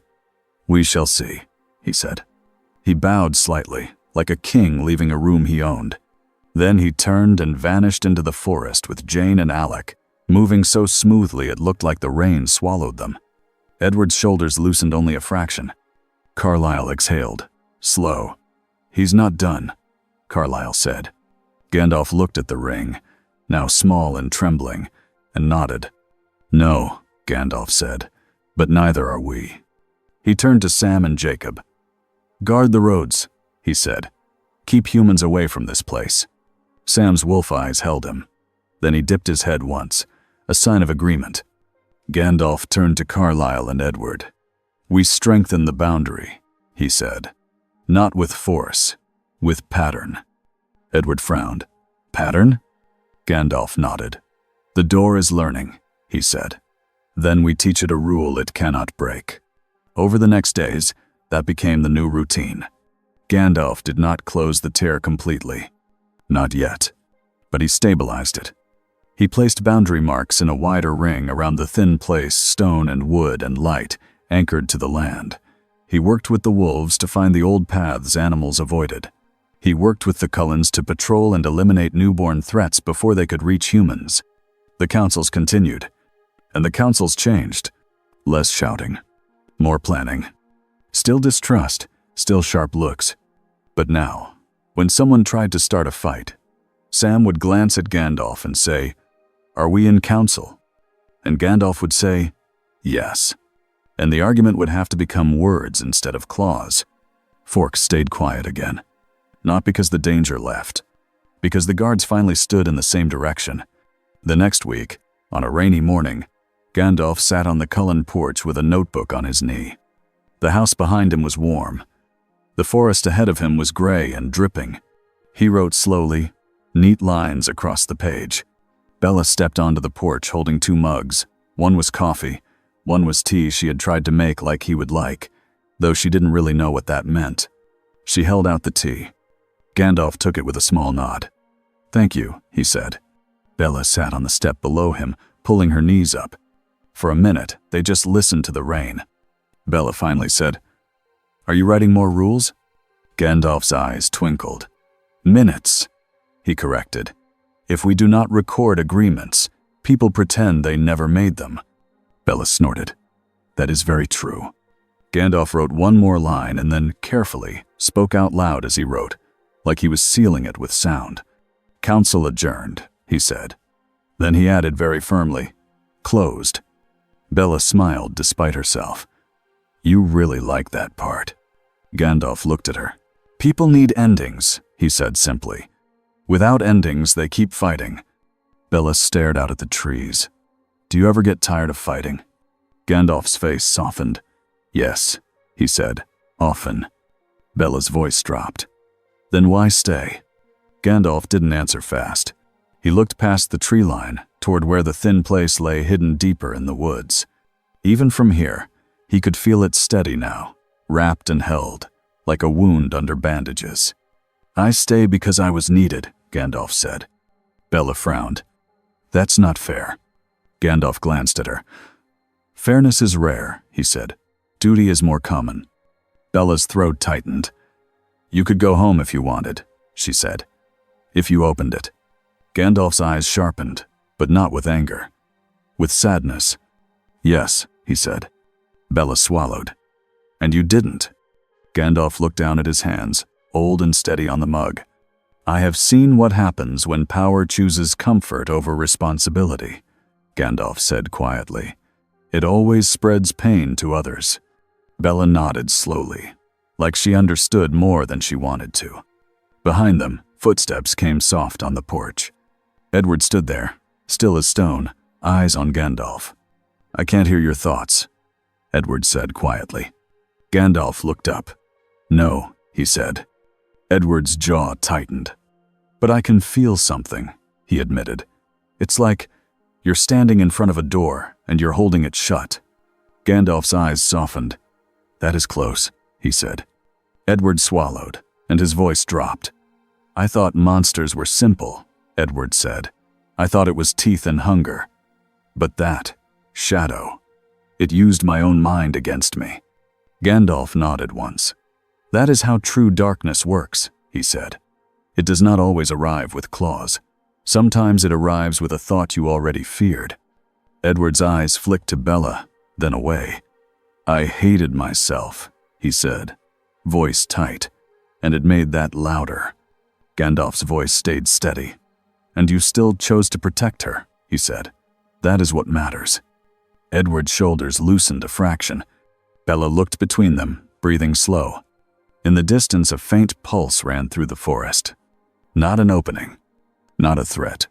Just the thin place reminding them it still existed. Gandalf stood.